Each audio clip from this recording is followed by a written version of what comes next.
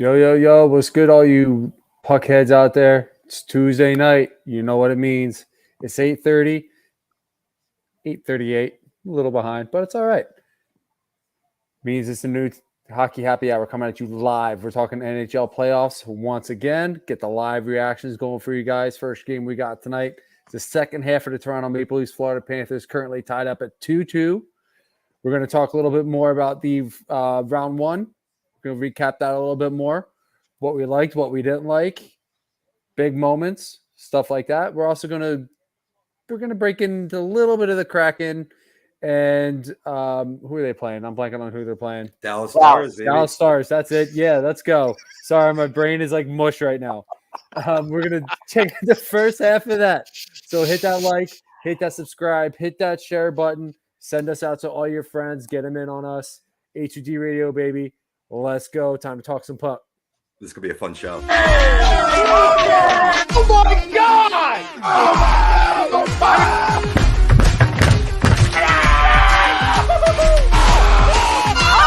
I'm embarrassed! He's flying! Oh, come in. It's almost time.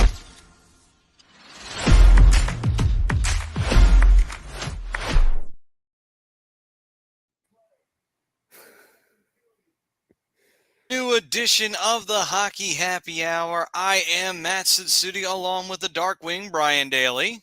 Man, it's been a long week. Couldn't tell. And the broken one himself, Rob Povia. And it's only Tuesday. This is going to be a fun show. Let's go. Oh, boy. Oh, and boy. Mr. Switzerland, Mr. Broadway, Mr. Blue Shirt, although I think right now he doesn't want to be referenced as such, Mr. Brad Ryer. And don't worry, we will give you plenty of time to rant and rave. That is what we are here for on the show. There'll be plenty of whining and complaining coming out of me. Okay, so we welcome everybody back to another edition of the Hockey Happy Hour playoff edition, once again in the semifinals, as we are currently, we're all watching the Panthers and the Maple Leafs, since there's only 2 games going on, so it's not going to be nearly as hectic as it was 5 minutes ago, where you had 3 games on at the same time. And right now it is 2-2, almost at the end of the second period. The Maple Leafs, man, they were in trouble there, but that high-end skill, man, got them through big time there and bailed their asses out of the fire with now a 2-2 game going to the end of the second period. Still a little bit of time to see if somebody could get a last-minute goal. But before we dive into our poll question, show sponsor, Specialized Physical Therapy, the doc, Dr. Paul Vidal. You got any aches and pains, feel free to give him a ring. And then, after you make an appointment at www.specializedphysicaltherapy.com, go on over to Cherry Hill or Burlington, New Jersey, and let their pros take care of you. You won't have any more aches and pains. You'll feel good as new after you visit them. And the poll question, brought to you by Baggio's Bread, located at Mount Laurel, New Jersey, home of the best stuffed breads, tomato pie, sandwiches, cutlets, and meatballs. Mention A2D for A2D Radio for 10% off of your order or your in-store purchase. And if you're having a playoff party or if you're having a celebration of some kind, whether it's a birthday, and it's actually going to be graduation season soon. So if you want to have a celebration of that, hey, go get yourself some good food from Baggio's Bread. Okay, gentlemen. Poll question. Toronto Maple Leafs will rep the East in the Cup Finals. And I'll start this one off. I picked them to go to the Stanley Cup Finals in my bracket. So yes, I wholeheartedly agree. They won their first round. They got that jinx out of the way. Yeah, I think they go all the way to the Eastern Conference, to the Stanley Cup Finals. I don't know what happens then. I couldn't honestly tell you what's going to happen there. But yeah, I have them repping the East. How do you feel, gentlemen? Do you see Toronto getting all the way to the final? Actually, I'm going to agree on the poll. Ooh. I think getting over the hump getting out of the first round was going to be key for them to find any kind of success to make a deep playoff run. We already know that this defense has been pretty solid. Offense is one of the best offenses in the league. Say what you want, but my biggest concern was going to be the goaltending in this situation. And I'm still not the biggest believer in Ilya Samsonov, but I'll say this. a lot of the bigger teams that I think we're going to rep or could have repped, and Carter Verhaeghe every freaking time. There's a goal when I talk.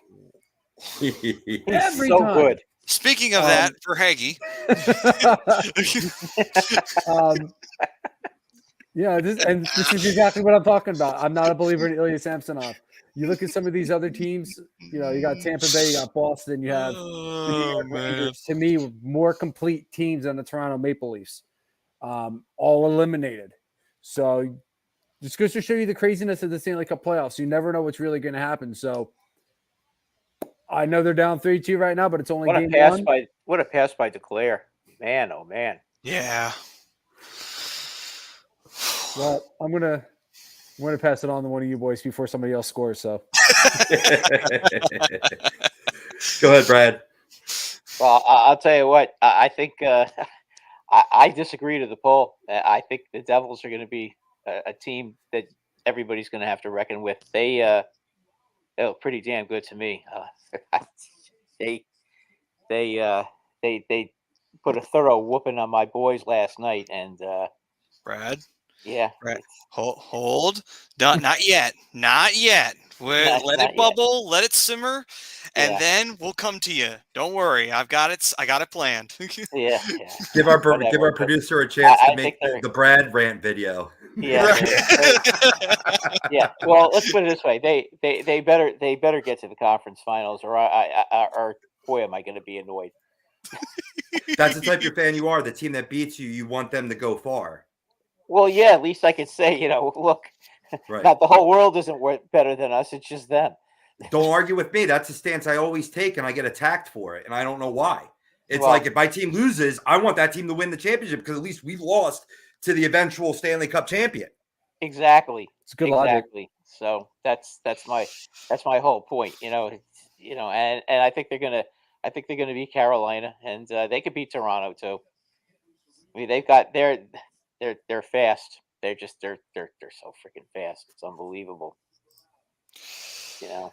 So, Rob, what's your opinion on the matter? Do you think Toronto goes to rep the East in the final, or do you think somebody else steals the thunder?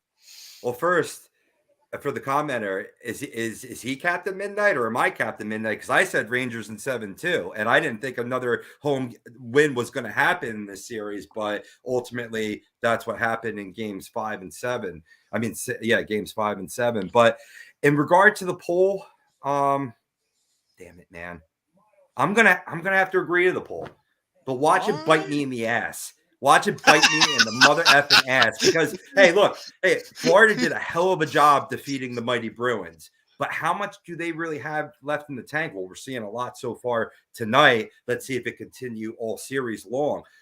While the Hurricanes could move on, it's going to be tough to slow down a fast Devils team, as Brad alluded to. It should be the Leafs versus Devils in the Eastern Conference Finals. And I'm going to give the slight edge to Toronto just based on experience, Brad. I mean, the Leafs team may be the most complete left on the eastern side of the bracket. Fingers crossed. Holy crap, I'm rooting for them. And now, since Rob said that, please enjoy the Eastern Conference Finals with the Carolina Hurricanes and the Florida Panthers. Yeah. You got to lock me in the bathroom, man. That wouldn't be so bad. Yeah. But am I wrong in saying that Toronto is the most complete team, or is it New Jersey? Do you think shit is? I mean, Schmidt, whatever the hell his name you think is. shit? I think Akira shit. Is for real, or do you think the Rangers just didn't get enough good shots in front of them and didn't get in front of the net enough? Yeah, I think it's a little bit of both. I mean, to say that this kid is for real is yet to be determined. He's 22 years old, but he looked really poised in net. He didn't really look like anything really got to him. But yeah, and I think he wasn't so great in Game 6, though. Yeah, everybody's gonna have a bad game here and there. But I think you have a point there on the second half that I just knew as much pressure as the Rangers did put on him. I just don't think it was quality pressure. No, it wasn't. And like you were saying, they got pushed. Other than Kreider, Kreider's the only one that was man enough to go into the crease.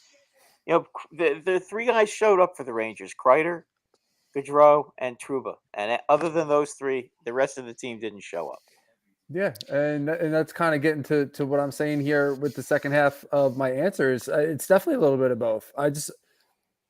The Rangers showed up in games 1 and 2. Everything after that, everybody else was out to lunch.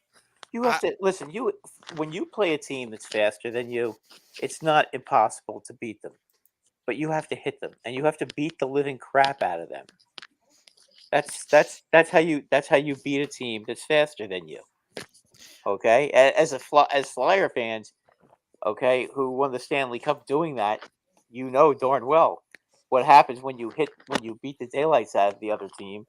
Okay, not only do you intimidate them, but you wear them down and you tire them out, and then they're not quite as anxious to try to skate full speed around you because they're afraid what could happen. So, with that, I think that's a perfect segue. It is time. We will now take this moment since intermission has begun in this game. 3-2 Florida, by the way. Before the third period gets up and running, Brad, my good man, the floor is yours. Feel free to get all of your thoughts, your feelings, your emotions. Rob, if you could do me a favor, could you get a pen and paper in hand to take down his thoughts and feelings? And then we can regurgitate and tell you what you need to do to fix your problems. So, Brad, go ahead. The floor is yours, my good man. Okay, as they did in Animal House, okay, this is going to be very, very quick and to the point. Panarin, gone. Adam Fox, gone. Mika Zibanejad, gone. Okay? Period. No excuses. Lafreniere, gone. Keandre Miller, you suck. Gone. Okay? Period. Do not pay Keandre Miller. Okay? You pay him $5 million. I swear to God, I will drive to New York City and find you. Drury, I swear to God, if you pay Keandre Miller $5 million to give the puck away all the time and be a big pussy, okay, I'm gonna find you. I will find you. Just so that you. And when I find you, I'm gonna Facebook every Ranger fan I know, and I know a lot of them on Facebook. Okay, and I'll let them know where you live. Okay, so you better not do that. Period. What a disgrace. Gallant, gone. Okay, I am tired of these over-the-hill pieces of garbage that we seem to get every year. Why couldn't you do it last year? You got Vetrano and Kopp. Okay, what do you call them? They were aggressive, hungry players. No, you have to get Kane. And by the way, while you're trying to get Kane, you're losing every fucking game because you're not playing with a full team. You're playing with 18, 19 guys. Pardon my French. Okay. I've never heard you curse. That's the first time. Well, it's inexcusable. You do all this maneuvering. You lose all these games because you can't dress 20 guys just to get this putz. Okay. And he's an old finished man. He's finished. He's done. Whoever signs him is wasting their money. He stinks. He's slow and he's old. And it took Gallant, the clueless one, 6 games to figure out, he shouldn't be on the first or second line. No, 5 games it took him to figure that out. Well, no kidding. He's slow and this I'm not comfortable crap. Funny, Tarasenko got plenty comfortable. Okay, he was fine. But Kane is responsible as much as Panarin. But Kane is more responsible because of what the Rangers did to have to get him. They sacrificed a whole bunch of games, gave up second place, didn't have home ice advantage for this series, and it's your fault, Kane. Because, I wanted to go with the Rangers and play with Panarin. Well, you know what? Panarin stinks too. I'm sick of him. 92 points and no goals? No goals. Not one. Tyler Mott scored more goals than you. You fucking stink. Ridiculous. It's ridiculous. For God's sake. Barclay Gaudreau scored more goals than you. Okay? You scored as many goals in the playoffs as I did. Unbelievable. The only guy that had any balls in that team is Kreider because he stands in front of the damn net, which, by the way, none of you other guys do. Unbelievable. It's Zibanejad. And get on. Zibanejad, it's the same thing every time. You watch their power play, okay? It's the 80 games I saw this crap. You get the puck back to Fox. He takes a gentle wrist shot and tries to get it deflected every time, okay? And if that doesn't work, then they line up Mika Zibanejad in the Ovechkin area, in the Ovechkin office, okay? And you try to set him up for the one-timer. Jesus Christ, the Devils were waiting for them to do that. They're waiting for them to do that. And by the way, Adam Fox last night on a power play, dipsy-doodling around because there was a 4-on-4 waiting for it to be a 5-on-4, and the Devils said, oh, we'll just take the puck and have a 2-on-0 and score. No problem. And by the time they scored, they were shorthanded, and they scored anyway. I mean, come on. What the? I'm really very annoyed with this team. I understand that the Devils are a better team than the Rangers this year. I give them that, okay? They beat our asses, but good during the season. They won 3 out of 4, okay? And only bad goaltending saved the Rangers from being completely humiliated in this series, okay? Because Vanacek couldn't stop a beach ball the first 2 games, okay? And Schmid was equally bad in Game 6. But when they had reasonably good goaltending, the Rangers couldn't score, okay? And that's disgraceful. Okay, Yeah. I'm done. Goes to show you that, this league nowadays, man, speed kills. It certainly does. Kills. It Ted, certainly does. Yeah, the Devils are better. Their first round draft pick, okay? Their number 1 pick is Jack Hughes. Our number 1 pick is Alexis Lafreniere, okay? Their other number 1 pick is Nico Hershier. Our number 2 pick, who was second in the behind Hughes, Capo Caco, is he as good as Hershier? Hell no. Hell no. And you know what? This is the difference between the Rangers and the Devils. They drafted 2 speed merchants who can score and score and score. And I know Hershier didn't score in this playoff, so if a Devil fan wants to complain about Hershier and Timo Meier, yeah, they can complain. But you know what? They're not making $11.5 million like a certain Russian that I know who wasted $11.5 million of salary cap space. He's got to go. Okay? And as far as I'm concerned, he can go back to goddamn Russia as far as I'm concerned. Go. Go and don't come back. Okay? Get that loser who used to play for the Devils. What was his name? Kovalenko or whatever the hell his name was. Kovalchuk. Ilya Kovalchuk. Kovalchuk, yeah. Kovalchuk. Go play with Ilya Kovalchuk in Russia, okay, for the next 15 years. That way we don't have to waste our money on you, you loser. Tarasenko wasn't so bad, Ted. He wasn't so bad. He played pretty well. I'm not all that upset about him. I thought he played pretty well. Okay. But again, Kane and Panarin, the Chicago connection. Chicago sucks. Panarin sucks. Kane sucks. They all suck. You suck. You really suck. Okay. This team was supposed to win the Stanley Cup. Instead, out in the first round. And I'm telling everybody, oh, we're going to win the Stanley Cup. Yeah, right. Thanks, guys. Thanks for humiliating me live in front of the entire city of Philadelphia. Thanks, guys. I appreciate that. That's a fate worse than death for a Rangers fan. It's pathetic. Yeah, at least they went 7 because the Islanders got eliminated in 6. So you know what? I don't want to hear anything about you popping sucks, fish-eating fools. Screw all you guys too.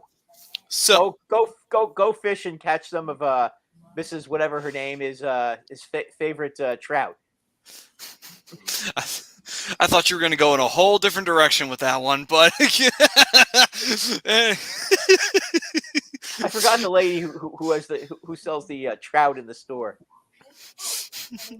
or the fish sticks. I can't remember the name of that lady who used to have her picture on the box for the fish sticks. Oh, I don't know. The one I know is the Gordon Fisherman, and that's more of the the Yeah. Islanders thing. So. Yeah. I was thinking the same thing. I mean, just the freaking Devils again. I mean, it's bad enough in 2014-15 that crap team beat us when we won the President's Cup, and we were 100 times better than them. That's bad enough. But this year, come on, man, all the experience they had, and they find a way to lose. I mean, you can't lose to a team to that young team. That young team that you had, they should have been cutting their teeth in this series and been schooled. But no, you had to come out. Oh yeah, I really have the Yankees, Don. Thanks. We have them and their 12-man disabled list. Yeah. Oh no, 11 because we got Bader back. That's really going to help. But we had a lifetime 245 hitter back in our lineup. That really ought to scare everybody. So, with that, Anthony also said Brad is all fired up. He also did go on to say the Avalanche are out too. I mean, yeah, if this was the Flyers and they had pulled this shit, I'd be fucking furious right now. The Avalanche lost Gabriel Landeskog. You can understand that. He's their best player and their leader. Okay, that I understand. They lost their captain. Okay, Mrs. Pauls, thank you. That's the one I was talking about. Ilyava. That's the one. Mrs. Pauls. She never mind. I don't want to go there. It's just too much for this person over here. If you notice, I'm wearing black. Mommy. Yeah. In Can mourning. I have some trout? Yeah. Can I have some trout, please? Oh man. Mrs. Paul is the one with the fish and chips. God. And Ted's saying Knicks are on TV though. Oh, and they're losing to Miami without Hero and Butler. So, I mean, come on. And the other thing I have Brad, to it could be worse. It could be a Flyers or Ducks Brian, fan. And that's actually very valid right there. That's very valid, Anthony. To the Anaheim Ducks.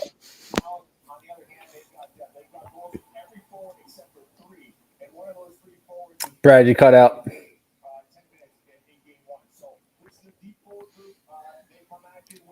Yeah, I'm not hearing you either, Brad. Yeah, Brad, you cut out. Okay. Oh, there it goes. Cannot lose. Okay, can you hear me now? There you go. Yeah. Okay, you cannot lose to the Chicago Blackhawks, the San Jose Sharks, the Anaheim Ducks, or the Columbus Blue Jackets in the same season. It's the four worst teams in the NHL, and expect to get home ice advantage in the playoffs. This is why you can't lose to teams like that. Okay, everybody makes it's just a regular season loss. No, those are the kind of losses that kill your season because you don't get home ice advantage, and then Game 7 is on the road and you lose. Yeah, it can. It absolutely can. Yeah, Right. Momentum killing games. Yeah, I mean, those were killer losses. You talk about a strange series too. Like it was a weird one. This particular battle between these two teams. I mean, you start off with the Devils losing both games at home, and they lost bad. Like, they were not good losses. And it looked like this series was going to be short. It looked like, oh, my God, this series ain't going to last much longer. And then, I hate to say it, but I did pick the Devils to win this series for this reason. For some stupid fucking reason, I don't know why, must be a horseshoe shoved up the Devils' ass. Because every fucking time they get in, they do some magical bullshit that they wind up turning shit around in their favor. It happens all the time. Speaking from personal experience, and Rob, you know what personal experience we're talking about as well. For some fucking reason, when you have the Devils down, they just turn this shit right back round on you, and they win games. Yeah, they just do it. Like scoring on a 60-foot slap shot. Right. Just like that. Just some magical bullshit. Claude Lemieux, who I think I could have shot hard, shoot the damn puck harder than him. Right. Shoot from the blue line, and Hextall misses it. Completely whiffed it. Yeah. Much like most Devils fans, the team doesn't show up till March. Just remember that. Yeah, that's very true. But you know what? That arena last night had just as many Ranger fans as they did Devil fans, but the Ranger fans unfortunately had nothing to cheer about. So Yeah, unfortunately. And then everything shifted once we went to the Garden. The Devils wound up winning a big overtime game. Dougie Hamilton getting that goal, that pretty much woke the Devils up, because the moment that they got that win, that was like, okay, Devils are back. Igor flopped early on that particular shot, and the rest is history. Yeah, and it was it was bad. That was a bad goal. But you know what? Igor, I'm not going to blame Igor. Igor came to play. He played very well. The Rangers were just totally dominated. I mean, especially last night. I mean, Igor stopping breakaways. He stopped Jack Hughes. Jack Hughes made a great move on him to put the puck between his legs, and somehow he was able to get the puck, get to stop the puck. I mean, I thought that was in. Yeah. I mean, he made some great stops last night. None of those goals were even remotely his fault. And Ted's a Devils fan still think that Marty Brodeur is their goalie. Yeah, it's true. Yeah, well, I just want to know, when Marty Brodeur was at the game last night, did he bring his sister-in-law or his wife to the game? It's a good question. You think his wife? Well, I don't know. You guys do know about that situation, right? I know Rob knows. Could be a mistress. Hanky-panky. He had a little hanky-panky with his wife's sister. That doesn't surprise me. And they're not even twins, right? So it's like you couldn't even pull off that excuse. No, then you can understand. So now it's illegal. Okay. If it was twins, it'd be completely fine. Yeah. Oh Because then you could say you couldn't tell the difference. Right. You could tell that to the police. Yeah, you could have been fooled. And Thank also, God this game's about to start again. And also to your wife who just kicked your ass out. But anyway. So if there's no prenup in there, I doubt he's getting kicked out, because she wants her lavish lifestyle. I promise you that. That's a good point. You should. Very true. Very true. Right. Maybe We're gonna work it out, because I was dumb enough not to sign a prenup before we got married. Well, he was young back then. Yeah. Young, dumb, full of conflicting emotions. And, at that point, I think they were so young that Brodeur was busy sweeping the Red Wings in the fucking Stanley Cup Finals. Anyway. Yeah, he was. Or fanning on a wrap. What about fanning on a wraparound by Matteau? Right. Even better. Oh. That's funny, though. Anthony saying Brodeur brought his hose to the game. The hoe train? Yeah, he got on the hoe train.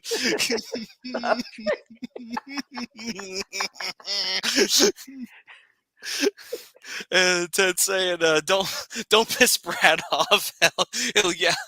He'll out you. He'll dox you. Stay on his good side." And then Anthony saying Brodeur's wife is coming to my house. Oh, hey now. Well, I don't know. I don't know if you'd still want her to come to your house at her age now. Yeah, Yeah. If she aged like a fine wine, absolutely. Yeah, well, I have to. You'd have to check it out first. Right. So maybe if they have any older daughters. Oh, oh no! Not for me. No, not for me. For these two gentlemen. Oh, not for us. We're too old. We're too old for that. I think he has all boys. Ironically, I think he's got all boys. Oh, well, okay. then that won't work. Yeah, no. So, yes, the third period has started, by the way, folks, and the Panthers are still up 3-2. And the Maple Leafs are apparently 3-15-3 when they're trailing after 2 periods. That's actually pretty good. Yeah. And I then mean, for those of you who really watch hockey, you have to know that that's actually pretty good that you're able to get three points. You're able to get 3 points in overtime and win 3 games. That's not a bad thing. Right. Meanwhile, by the way, Connor Verhaeghe also made a little bit of history tonight. He just set a franchise record for playoff goals for the Florida Panthers with his 11th this year. Well, gee, do you think he could teach Panarin how to do that? I don't know. That's more of I wonder, does he make $11.5 million? Verhaeghe? Yeah. I don't think so. Yeah, maybe he should. What would Drury pay him? I know that wasn't Drury. That was Davidson and Gordon. But you know what? I don't listen. They did a nice job building the Rangers. But you know what? This at the trade deadline, I hope they learned a lesson. Honestly, with all ranting and raving and joking aside, I hope they learned a lesson with this trade deadline. Okay, no old guys. Okay, you don't need experienced guys who've won the Stanley Cup before when you made it to the semifinals the year before. Okay, first time in the playoffs, maybe. Okay, but you don't need to be bringing old guys in. If you're gonna make a trade, get a guy who's in his prime. Don't get guys that are too old. Boy, doesn't that sound familiar, Rob? That sounds very familiar. What, do you know a team that's done that in the past? Just maybe one. They might Do play they happen not to too wear far orange? from where I'm Do they sitting. happen to wear orange and black? Possibly. I could okay. possibly be wearing a jersey of that team right now. Okay. I don't remember what you're talking about. I don't. Phased out. I get what you're saying, Brad, and I'm with you to an extent. But most teams that are in a position that they're going to win or they're in a rebuild, they're not going to send a guy over in their prime. A guy like Patrick Kane would have been perfect had he actually performed, because of his leadership ability, his point production, which was good in Chicago until he got to the Rangers. But you bring him in for the locker room presence and being that guy that's been there before to be able to settle guys like Kreider or some of the younger guys like Lafreniere or Cheadle or somebody like that. That's why you bring that guy. But they already have that leadership. They didn't need that. That wasn't what they needed. They needed a guy who could score. That they thought they were getting a guy who could put the puck in the net. That's what they thought they were getting. Tarasenko scored 2 goals in the playoffs. Is that great? No, it's not great. But you know what? He at least he did something. Right. Right. And he made and he certainly had did a lot of made a lot of nice plays with Kreider. Mm-hmm. So I mean, I'm not going to do that. But bottom line is, you brought in a guy like Frank Vetrano, who I'm sure you probably like, Brian. He's a real solid player. He was good. He's a solid player. Yeah, he's a solid player, and he played with a lot of motion. He's hungry. Okay, you got when you're making trades at the deadline, the guys you bring in, you want to bring in really hungry guys. That's the whole thing there. You can't bring in guys that are way past their prime. It won't work. You're trying to get lightning in a bottle. I mean, listen, for all the fact that he didn't score at all, Tino Meyer, he had 28 shots on goal. I mean, they were stopped. He was stoned. You know what that means, though? That means Timo is going to have a real big series in the second round. That's what I'm thinking is going to happen. Well, he's not going to be going up against. He's not going to be going up against a goalie like Shesterkin either. I mean, let's be honest. Carolina's goaltending is not as good as the Rangers goaltending. But and I'm sorry, after that hit, I will be very surprised if Timo Meyer plays game 1. Right. Yeah, that's true. He did get that really nasty hit on him. I forgot all about that. I wonder. I'm sure he did too. He probably doesn't remember that hit. I promise you that. He might not even remember 5 minutes ago. So. Listen, that hit was harder than Stevens hit on Korea, and Korea doesn't remember 3 days prior to that hit. And he probably doesn't even remember that he scored the game winner in that game, No, too. he doesn't. He doesn't remember it. He can sit there and he can watch replay. He still doesn't remember it. Good God. That's how hard he was hit. And Trouba hit him harder. Yeah. Me and Brad were talking about it before the show started off air, before you guys jumped on. I've never seen a glove pop off a player, let alone a glove fly 50 feet down the ice after getting just absolutely destroyed by somebody. And he that's was what just, happened. you know what's crazy? Trooper was gliding into him. It's not like he ran. It's not like he charged. Can you imagine if he charged him? Yeah. If he had charged him, he would have You would killed have him. gotten a penalty on it, but yeah, no, absolutely. Yeah. That's why you don't admire passes, kids. That's why you don't admire passes. Keep your head up. Yeah. Right. Yep. Greg, what's going on, brother? Saying, what's up, What's up, fellas? Greg? Need 2 more goals. Let's go. I see somebody's throwing a little money around tonight. Somebody's got the over. Yes, Yeah. they did. By the way, I think you might see that. Yeah. Ted saying, I'm not going to ask Big Bad Brad. I like that. Good on you, Ted. I might add that to the Bad Brad. But how are the rest of you guys feeling about the NHL lottery? It could be a historically great 2 weeks in Philadelphia sports. It could be. It could be. Fingers crossed. Fingers crossed. Now the Penguins are going to get Bedard, right? Please, God, no. Please, fucking God, no. I If highly the doubt Penguins that. got yeah, Please, if God, no. It's either going to be the Penguins or the Coyotes, guys. I mean, I can live with the Coyotes getting him because I know they won't fucking do anything with him. But at the end of the day, if it winds up being the Penguins, let me tell you something. No one will be able to not convince me that it's fucking rigged then. Because it's like, oh, come on. This is now so fucking rigged. Very convenient that the Penguins are a downslip and Crosby now starting to slowly but surely decline. And we are now seeing Bedard in the Penguins roster. Yeah, it's rigged then. It's guaranteed rigged after that. Yeah, I'm sorry. But That's not luckily, happening. They're not going to Penguins jump up probably that high. won't. No, they're not going to jump that high. They're not going to jump 14 spots to get number one. We've never seen that in the draft lottery. If anything, they're going to go from 15 to 14 or 13 at the highest. I hope you're Actually, right. you know what? I do hope they go from. Bettman is such a creepy commissioner. I could see something like that happening, or his favorite team, the Arizona Coyotes getting him. You know, I mean, I could just see it's one or the other. Yeah. I mean, the Coyotes. That's why I'm rooting. That's why I'm rooting for Edmonton and Toronto for Coyotes. the Stanley Cup Finals.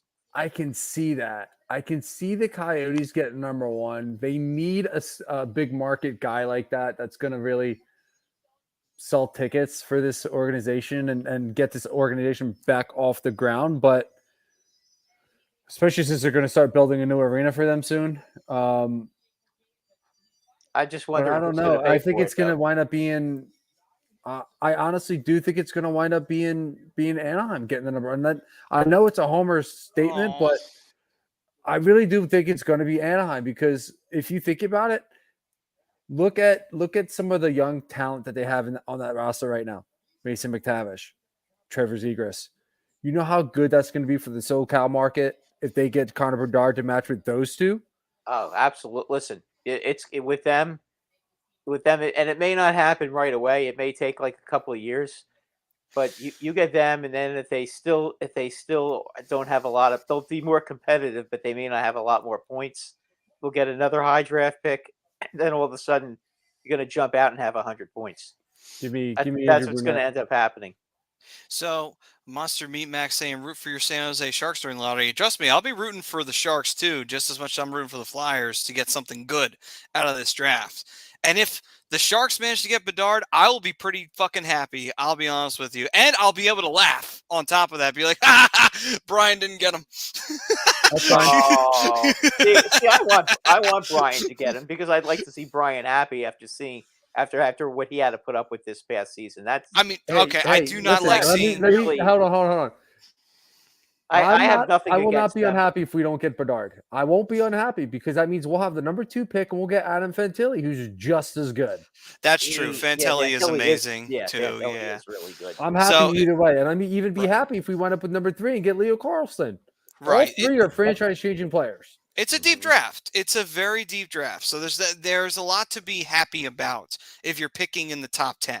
You know, there very much is. And the Flyers are too. So there's that good news. Hey, there is one good news for the Rangers. A bit of good news. What? Well, they had made a conditional trade with Chicago with Patrick Kane, and the condition was it was going to be a second round pick and a sixth round pick, and for Patrick Kane, and if the Rangers got to the conference finals, then it would become a first round pick and a sixth round pick. So, because that didn't happen, they only have to give up a second round pick, which is not so bad. No, Yeah, not at all. You can kind of live with that. They still have all their draft picks for this year, so which is good. They still because they had 2 first round picks this year, so they'll still have their first round pick. So let's see here. Ted's saying if Kane was with the Rangers in training camp, do you think the Rangers would have done better this year? Brad, do you believe that? The way he played, okay, I don't think so. He was bad. He was a defensive liability. I mean, he was turning the puck over almost every time he had the puck. He just looked completely washed. Now, I don't know if he's injured. I know he had hurt his hip. I had heard that. I'm just wondering if that injury was a lot worse than anybody thought. Because if I hear him having hip surgery, then Drury needs to be fired. Because they didn't check the medical reports. If he has to have hip surgery after the season's over, that's grounds for firing Drury.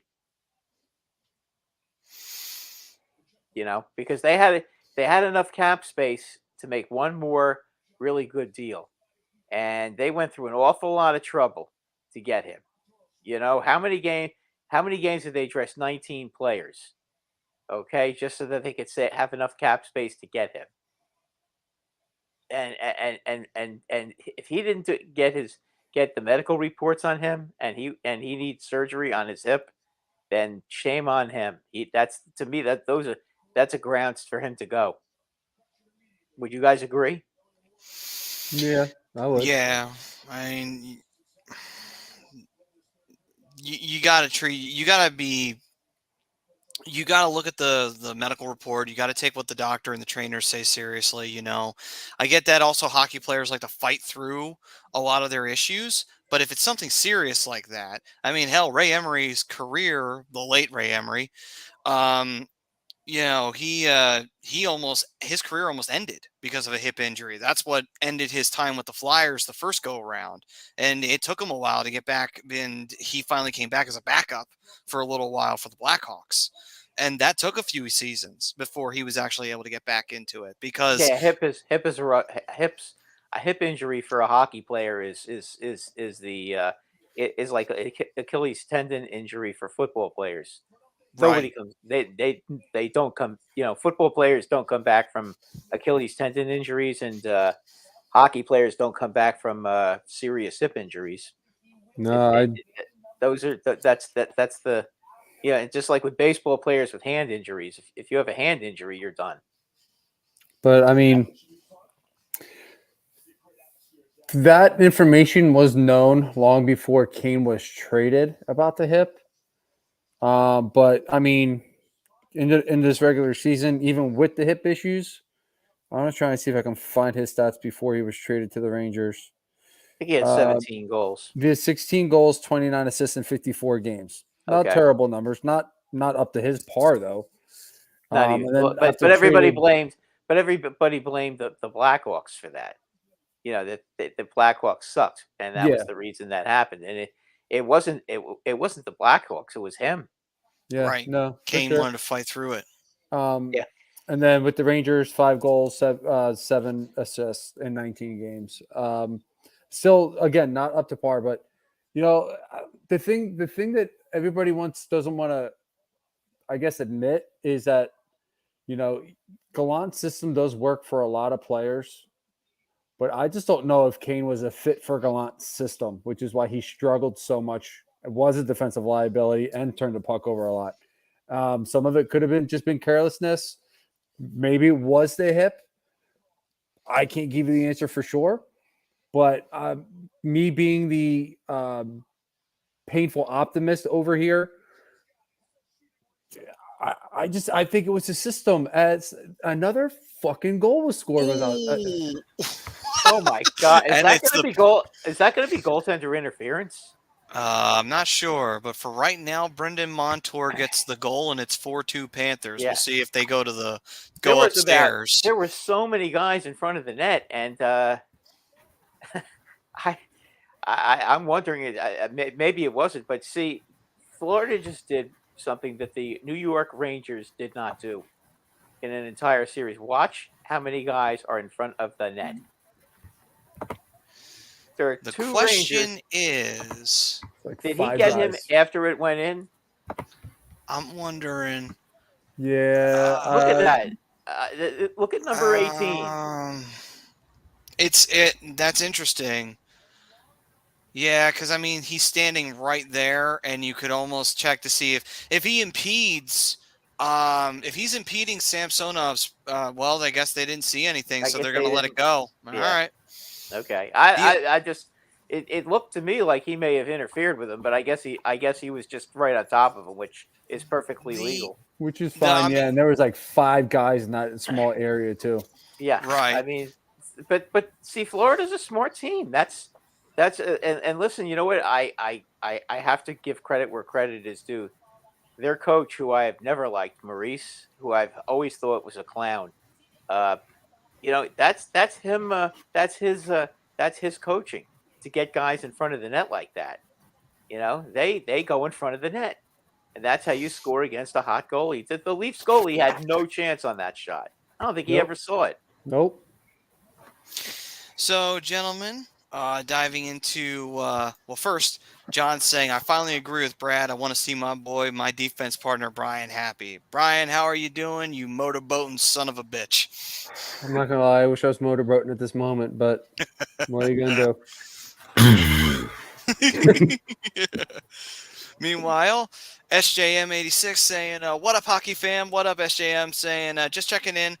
All I can say is pertaining to the NHL playoffs, thank the Lord the Bruins are eliminated. Only if the Devils can lose in the second round, I will feel complete. And we might as well segue our way into that. So, Game 7, the Florida Panthers somehow, some way refuse to die. They win an overtime game to push Game 6. They dominate Game 6, push a Game 7.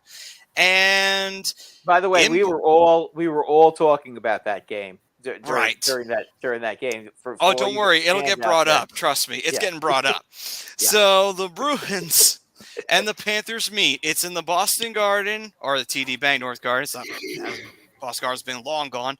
But the point is that two teams meeting each other. Game 7, exciting atmosphere. The Panthers trying to complete the upset of the century here. There's another upset of the century we'll get to in a minute. But still, point is that that starts out, things are going well, at least from our perspective. The Panthers are up 2-0. Things are going along. Everything seems to be all right. And then I hear my phone go off.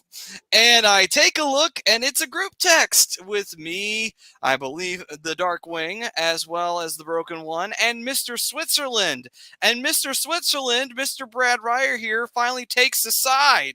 I'm just upset because he took the Bruins side here, because he jinxed the Panthers by saying, oh, the Bruins need to wake up. And right at that fucking moment, who scores? Krejci. Fucking Krejci scores on a power play. Yeah, and the Bruins and then the Bruins then tied the game up. And then in the third period, David Pastrnak got a goal. And then I did go on to put my foot in my mouth and say, well, the Bruins just advanced. And you know what? Maybe that reverse psychology was enough that the hockey god said, oh, no, we're going to make you look like an idiot right now. It's like, good. I want to look like an idiot in this case. Sure enough. They have a way of doing that. Yeah, they do. They very much do. And a lot of people feel like idiots this year with the way these Game 7s went. But so what was it? Like 20 seconds left, 30-something seconds left, and the Panthers tie it up. I'm like, what? Like, and I'll be honest with you, I celebrated like the Flyers scored. Like, I was that happy. Like, it was like, oh my God, they tied it up. Thank God they haven't forsaken us. I did too. I admit I was rooting my butt off for the Panthers. And we go to overtime, and I was stressing. I was like pacing back and forth, and finally it happened. Connor Verhage, who scored tonight, wound up scoring the series clinching goal to eliminate the Boston Bruins, and it was one of the greatest things to watch, and to see all the Bruins fans fucking miserable, and to watch Brad Marchand miserable, and to see Patrice Bergeron miserable. And it's like, yes, all you pathetic pieces of fucking shit. Fuck you, Boston. No one wanted you here in the first place. Thank God you're gone. Hockey is better off without your asses. Thank you so very fucking much. And guess what? Fuck you all. Feed you fish heads. I hope you do not come back to the playoffs next year. I hope you're dead fucking last. And I hope Patrice Bergeron leaves your asses for retirementville. And I hope Brad Marchand gets a fucking career-ending injury in the offseason. And Pasternak along with it. And on top of it, I hope Swayman decides to say, fuck y'all, and go to another team. And on top of that as well, I hope David Krejci goes back to Europe and has a nice long career, just giving you guys the bird the entire time. I hope for your future, Boston. Go fuck yourself. You will not get the cup this year. Thank you. Good night. And there we have it. Very good. That's two of us ranting. But by the way, Matt, just a little side note with that. Did you see when when the Bruins came up to acknowledge the fans? You had half of them cheering because they won the President's Trophy, and the other half booed the crap out of them. and the other thing I kind of like was just I don't know if you fans remember, we spent a whole night talking about how the Bruins were going to choke in the playoffs. If you recall, we had a whole show about it. Oh yeah. And We were talking about all same, year. Yeah, we said we had a whole show though about how the Bruins were going to choke in the playoffs, and guess what? We were right, guys. We all were right. Right. We said it. The President's Trophy curse was going to come up. Now, I will admit, I can't take credit for picking the Panthers because I didn't. Me neither. But I thought it was going to be the second round that the Bruins were going to fizzle out. Nope. They decided to beat me to the punch and say, no, we're going to fizzle out in the first round. We're going to win we're going to have a 3-1 lead. And then we're going to fizzle out. Just to drive our fans crazy. Oh. Go ahead, Rob. I'm just going to differentiate here because I did not I don't want to take credit for that take. That was your guys' take. I thought Boston was going to have a long playoff run because I had been doubting them all season. And they just proved me wrong. I had them going all the way to the finals, but losing in the finals because eventually all that hockey catches up to you, and they are advanced in age. So I don't want to take credit for that. It was a surprise to me. I even picked the Bruins in 6 games. And our boy John was like, "You sure that Florida could even win 2 games? They won 4." Yeah, and for me, it's I picked them going to the cup and winning the cup. They completely busted my bracket, and I'm going to sit here and I'm going to take the opposite take of Maddie here. I'm a little upset that Boston lost, honestly. Really? Because the future of Patrice Bergeron being unknown. Whether he's going to play another year in Boston, is he going to play another year somewhere else? Is he going to play again? Ever? That's not the way I wanted to see Patrice Bergeron go out. Sure. He deserves so much because he's one of not just the best players in the league, not one of the best two-way players in the league, but he's legitimately one of the best people in the league. And he deserves everything good. He deserves all the acknowledgement that he can get because of what he does for the Boston community, what he does and what he means to that organization. The dude was in tears. Yeah, true. At the end of the game the other night because he may have been saying goodbye to his teammates for the last time. That's not how I want to see a player of his caliber, of his legacy, go out. I want to see a guy like him go out on top. I don't give a rat's ass about Brad Marchand. He can do whatever he does. He can burn in hell. That's the main reason why I picked Boston is because of that situation right there. The unsure future of Patrice Bergeron, who, in my opinion, for a long time has been one of my top 5 favorite players to watch in the league. Best two-way player in hockey. One of the just best overall people. One of the most respected guys throughout the NHL. Great. Don't want to face-off see a guy guy, like too. that go out like that. Great face-off guy. Never lost a face-off. Mm-hmm. Yeah, that was a big deal right there. SJM's funny he's saying that he loves it, and he says, as much as I hated the Devils throughout the Stevens Brodeur glory days, oh yes, everybody hated the Devils back then. And the Bruins are absolute shit, and the majority of my hate stems from large New England women and their accents. Good one. So clearly you don't like those Boston Lager commercials that they put out there. Well, Your cousin from remember Boston. the movie Ted? Oh yeah. Okay. Do you remember the comment he made about Boston women? Oh, Remember when it was something about Pepperidge Farm? oh yeah. Oh He was god. dreaming about having Pepperidge Farm, and then he said, "Yeah." Then the dream got really bad because it was some girl, and then Ted the bear said it could have been a Boston girl, and then they both made faces.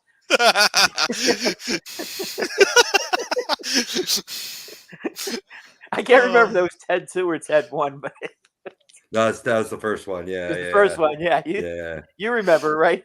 Tammy Lynn. Yeah. So let's see here. Ted saying, he said for me to stop because I'm putting out bad juju. We still need the hockey gods to give our Flyers that bump. Listen, the hockey gods have been shitting on the Flyers since '75. What else could I possibly do? What could I do to make it worse? Seriously, all honesty. So let's see here. John's saying, and we all hope the Boston Bruins all get burning wind PSTDs. Oh, that's great. Oh man, Brad Marchand especially, but yeah. Let's see here. NHL lottery pushed to 8 p.m. on Monday. Ooh, okay then. Well, there's something to watch. Yeah, it's probably going to hit Pris intermission saying, during the first game. Gotcha. It won't take long, so they'll I had probably hit Boston out. intermission. Yeah, I had Boston out in the second round to the Leafs, but my bracket's gone because I picked the Rangers, which is another reason why I was so annoyed. Just to add more fuel to the fire. I also had a bet, and I had 14-1 on them winning the cup, and haven't torn that ticket yet because I have to stare at it just to make myself more angry. Eventually, you'll just have to burn it live on the show. Oh. That's what you'll have to do. Great, that every smoke alarm in the house will be going off. That would just add more to it. Yeah, right. Yeah.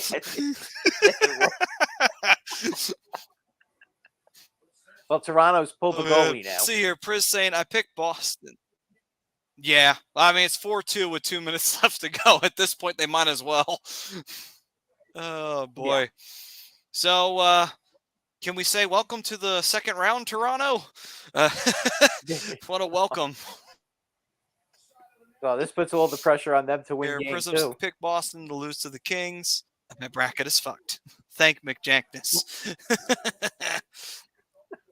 SJM saying, I remember not too long ago our Flyers up 3-1 in the Eastern Conference. No, don't bring this back up.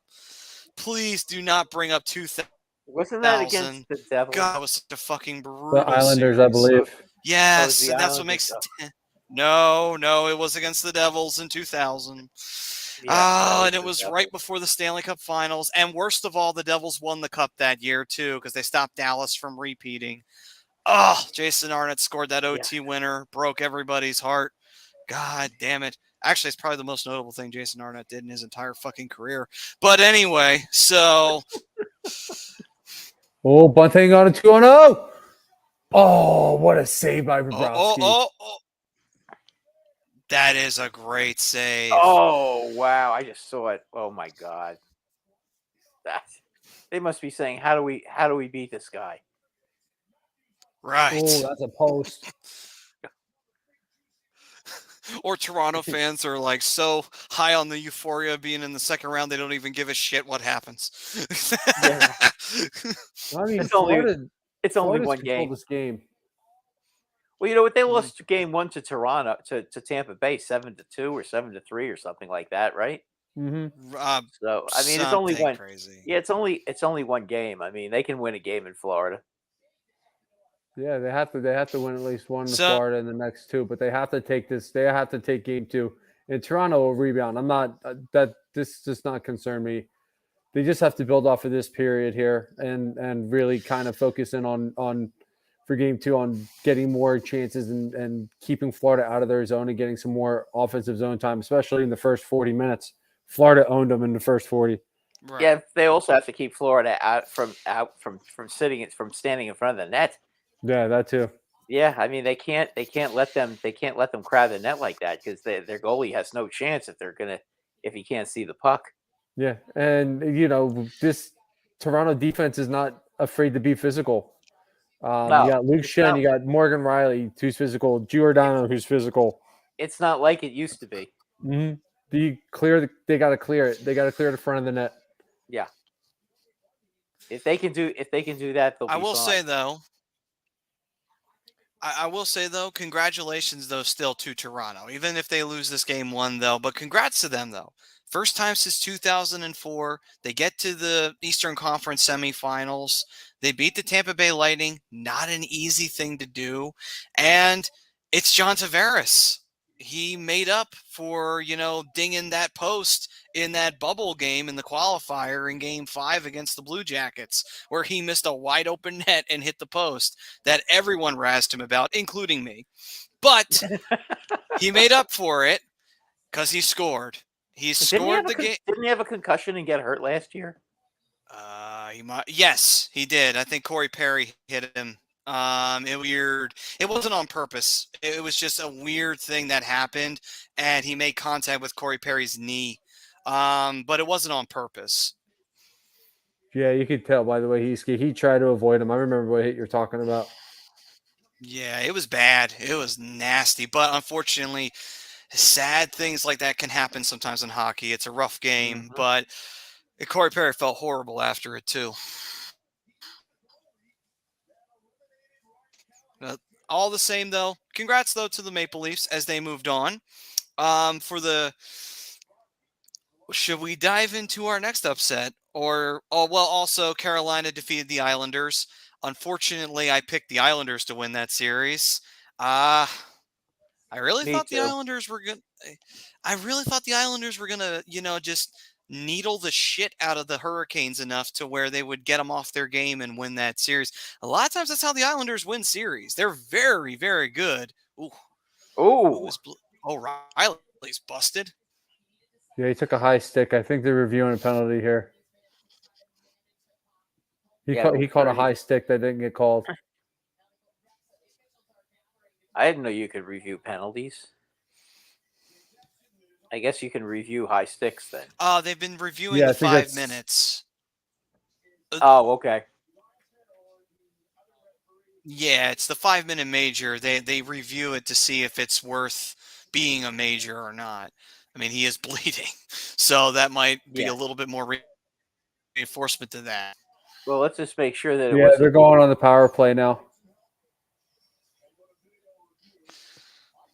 I don't even know that that's a penalty, though. It didn't look like it. Yeah, he brought the stick up after the play. Oh, did he? Okay. Yeah. You watch the replay, you'll watch Sam Bennett right there. Boom. Got him. John is saying, I did all my Rangers busting last night. Yep. Sorry about your team, Brad. Maybe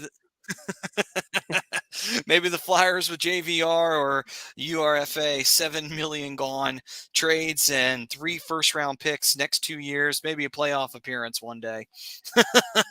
Maybe. I don't know, man. It's going to be tough. There's a lot of shit done to the now. Really is. That's he's getting stitches, which I wouldn't be surprised if he is, because that was not with nasty. not with 37 seconds left. They're gonna put some new skin on his eye, and he's gonna go right back out for the face-off. No, they'll just glue the cut shut for Yeah, a couple of that's minutes. what They'll put super glue on it. Like they do Snitches with get boxing. stitches. That's right, Yeah. Robbie. What was it?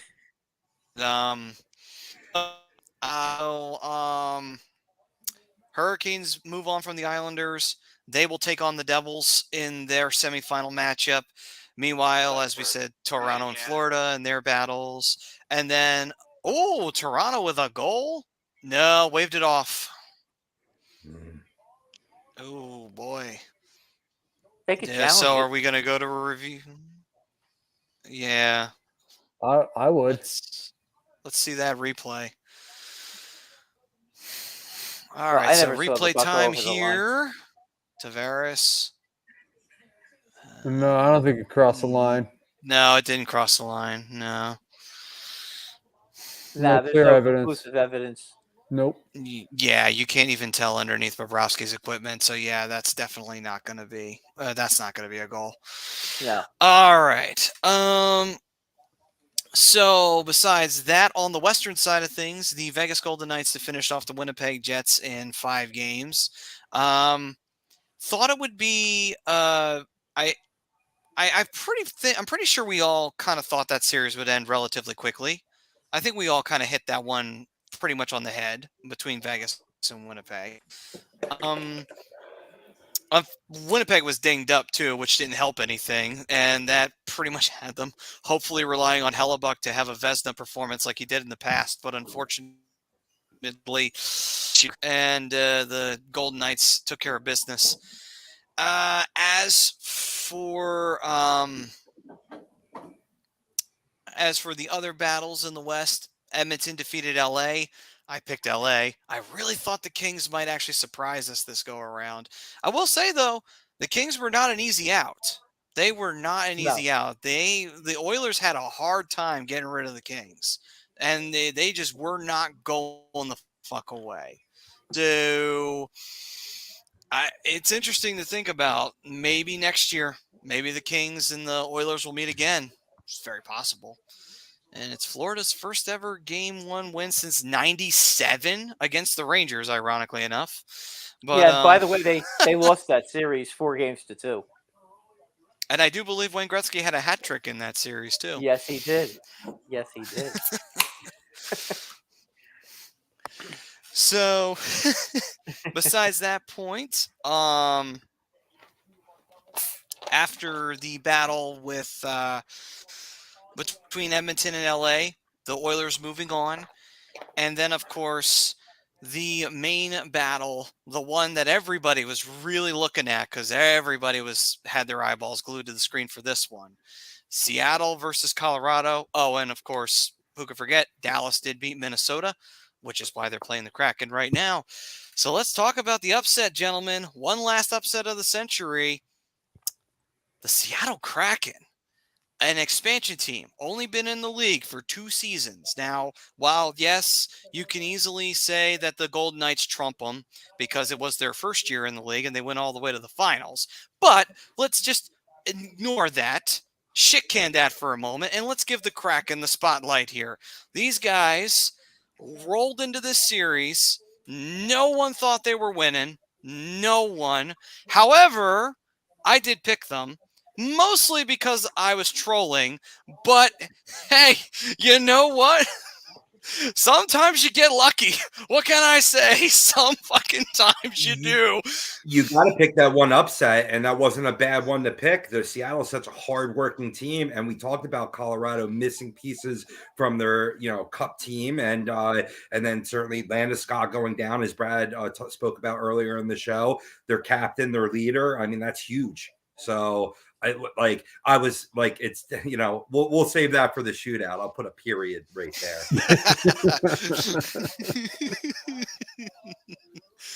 But definitely a crazy moment. The Kraken wound up winning Game 1. And then Colorado did manage to jump back into the series, and you kind of thought, oh boy, okay, well, Seattle had a little bit of fun. Seattle did score, by the way, first in all 7 games, which is the first time that has happened ever in the history of the NHL. So the Kraken was just making history left and right in this series, just like, fuck it, we're going to make history this entire 7 games. If you don't mind, Colorado, you're going to be the footnote in that piece of history. Is that okay? You know what's you did funny? have what? Everybody left at Seattle for hiring Dave Haxtell as their head coach. Right. Everybody's like, oh, this team is setting up for failure, this, that, and the other. So his second season with Seattle. Ron Francis' second season with Seattle. They got ripped for the expansion draft that they had. And now look at this team. Right. One of the most blue-collar teams in hockey. One of the more complete. Yeah, well, okay, I'm going to take that back. Not one of the most complete, but, you know, there's a lot of leadership in that locker room. There's a lot of depth in that locker room that people are overlooking because they're not the sexy name. Right. It's not like it was with Vegas where they got a lot of sexy names. They got a lot of good, hardworking players. They got a lot of young, hardworking players. And Shane Wright, who needs to develop a little bit and develop his maturity as a person a little bit, when he's ready, you add him to that mix, that future is bright in Seattle. And they're, like I said, after the expansion draft 2 years ago, this team looked a big picture, not just for 1 year, not just for 2 years. They're looking for a 10-year window here. And with Matty Beniers and Shane Wright as your number 1 and number 2, your main focus of that team, that nucleus there, with leadership of Yanni Gord and a few others, this Seattle team is going to have success for a long time. And this team, man, you know, it's crazy to think about it too. You know, who the hell would have thought it? You know, who would have thought it that, you know, Seattle rolls on in. And not only did they wind up winning Game 7, they had a 3-2 series lead, by the way. They almost had Colorado beaten 6, and Colorado had to fight their way back to push a Game 7. It's weird. It was Seattle setting the tone the entire series. It wasn't Colorado. It's reversed. It's like, damn. Like, Seattle rolled into that playoff and said, oh, you guys are the defending champs? That's cute. You don't mind if we stomp your ass in 7 games, right? Cool. Because we're about to do that. So get ready. That's pretty much what Seattle did. Now, I know that might be belittling Colorado a little bit. Colorado did fight hard, and they did do the best they could. But like Rob was saying, and like you were saying, Brad, the depth on the Kraken, the injuries, and Brad, you were saying the injuries, and there were some depth players that were no longer on the Avalanche as well. The Avalanche did lose some players from that Stanley Cup team. Most notably, some Nazem Kadri. Mm-hmm. Right. Definitely a major name from that. And so, yeah, you see what happens sometimes, you know, 1 or 2 players go, and while you're still relevant and you're still a good team and you can still accomplish great things, and sometimes you need those guys for those playoff runs. You may not think about it during the regular season, you know, like, think about it. Danny B, we all love Danny B. There's a reason why we call him Mr. Playoffs. He may not have been always the greatest player in the regular season, but by God, when those playoffs came around, fucking forget it. You needed a clutch goal, Danny's got it. You know, you never worried. It's just like, you know what, we're down by 1 goal. It's like, don't worry. Why? We got Danny. He's going to fucking score. It's only inevitable, and 9 times out of 10, he'd find the back of the net in a clutch game. It's just what happened. You need those guys in your playoff runs. Kadri's kind of one of those guys. He's one of those guys that really amps up your playoff run. It definitely worked for Colorado last year. About a minute and a half in here to Seattle and Dallas. A little bit of a feeling out. Guys playing hard. Hitting hard already. Oh, big chance there for Seattle. I think Seattle's just going to have a lot of problems scoring goals against this team because Dallas is just a real good. Wow, that was a nice save. Dallas is a real good defensive player. great defensive team, and they got strong goaltending. Yeah, I mean they basically give you very little room to operate defensively. So I just think Seattle's going to have a hard time scoring goals against this team. I think this will be a very hard fought series. Yeah, it'll definitely. If you take, I would be taking the under every game in this series. So John was saying just shows what trash the Flyers have turned into. I'm assuming when you were talking about Hackstall there. And Ted said, I don't think they were laughing at the hire of Hackstall. It just wasn't a very inspiring. You were expecting a bigger name that hit coaching candidates. Sometimes you don't need the big name. The big name is not necessarily the answer. You know, if Hackstall can rally the troops around him, and obviously he can with what Seattle's been able to do this season, it doesn't really matter. You don't need the big name. I mean, hell, Seattle, they have a couple of big names on their roster. Ooh, big goal right there for Dallas to start things off. To There set you this go. one. So Let's go. This is the first time, by the way, folks, that Seattle will be not scoring the first goal in a playoff game. So we'll see how they handle that. This will be the first time they actually have to come back from being down 1-0. Now, a team Pavelski is kind of a clutch goal scorer, you know. He is. It's a shame. The Sharks, boy, man, when he was playing for them, god damn, man, he was amazing. Just a shame that it didn't work out at the end of the day. They're not the position Seattle wants to be in. They want to have the lead. Right, Exactly. right. And this would be, it's definitely not how Seattle wanted to start this series and start this game. But, hey, you know what? Seattle's shown a lot of resiliency. It's a moment, it's a challenge for them. It's time for them to step up and say, hey, maybe not. Colorado was kind of. Only one goal. Yeah, but my God, Dallas is buzzing big time. Dallas is buzzed. Boy, that was almost 2-0 just now. Wow. Okay, so Seattle is a little on their heels to start this series. Dallas is kind of like, hey, boys, welcome to the second round. Hey, by the way, that dinged up Stanley Cup champion you just dethroned, that ain't us. Exactly. That's pretty much what Dallas is saying right now. Wow, look at his stat. When scoring first in the regular season, Dallas was like 38-9-4 in the playoffs. 4-0. God damn, that is. Ooh. Okay. Hit right the there. post. Hit the post. Oh, Seattle almost tied it right back up. Is Ottinger the best goalie left in the playoffs right now? I think so. Ooh. Yeah, no question. Yeah. Thinking about it, let me see. No Ottinger. question. Yeah, because it's Brossoit for the Golden Knights, and it's Skinner for the Oilers. Yeah. Ooh, big rebound there. Yeah, I think you're right, Rob. You're right on the money. It's Ottinger all the way. He's definitely the last one left. That's like really the top goaltender. And I mean, a case could be made for Bobrovsky, though. I mean, he's got the pedigree. He's been there. He has a Vezina to his credit. So, I mean, with experience, maybe that's the debate, I guess. You know. Yeah, who's playing the best right now? I think it's got to be Jake. Right. No, I agree with you wholeheartedly, Robbie. Yeah, I mean, Bobrovsky, though, you do make a good case, though, for Bob. I mean, Bob does have his history with them. I mean, hell, he did pretty damn good for Columbus during their times when they were in the playoffs. And while he's had his, I guess his time in Florida, you could call it mixed at times, where he's had some great moments and he's had some, what the fuck is going on with you, Bob? You used to be good moments. It's been one of the better runs. I guess it's been mixed. I mean, Lyon has also been a big contributor to that Florida team, and both are former Flyers goaltenders too. By the way, in case anyone wanted to remember that, just felt like twisting the knife again. But anyway, you sadistic son of a gun. Yeah, boy. Listen, all we know is misery. Seattle is responding good to that goal. They are buzzing and they are pushing the pace right now.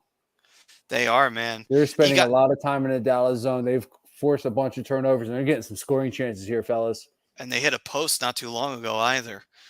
So it's, you got to see, that's the one thing about Seattle, man, that they just come right back. They do not go away. They refuse to go away. And it's just, some teams do not handle it well. I mean, again, still game one. So, and we're only about, 5 minutes, 6 minutes in. So, there's plenty of game left to be played here. So we'll see what happens. Anyway, so gents, before we dive in to our predictions for the second round, we'll make that our second period, which is brought to you by All Campus OC. If you're ever in New Jersey, or if you are currently a resident of New Jersey, you can always head on down to Ocean City at the shore and go take a look at All Campus. Give John Coyle a shout out, who hosts the Ramp booth right here at A2D, and he's giving 20% of everything in the store, including hats and shirts, to all of the A2D subscribers. So get subscribed up, take a little trip down to the beach, enjoy the sun rays, catch a little bit of the nice weather, and have a good time. Hit the boardwalk and go take a look at All Campus. All right, then. Go to the and coast, the first period. get together, have a few laughs. When I get back up there, I just plan on spending some time down in OC, so I'll be down at Bell Campus. Nice. Now I know how a TV dinner feels like. Anyway.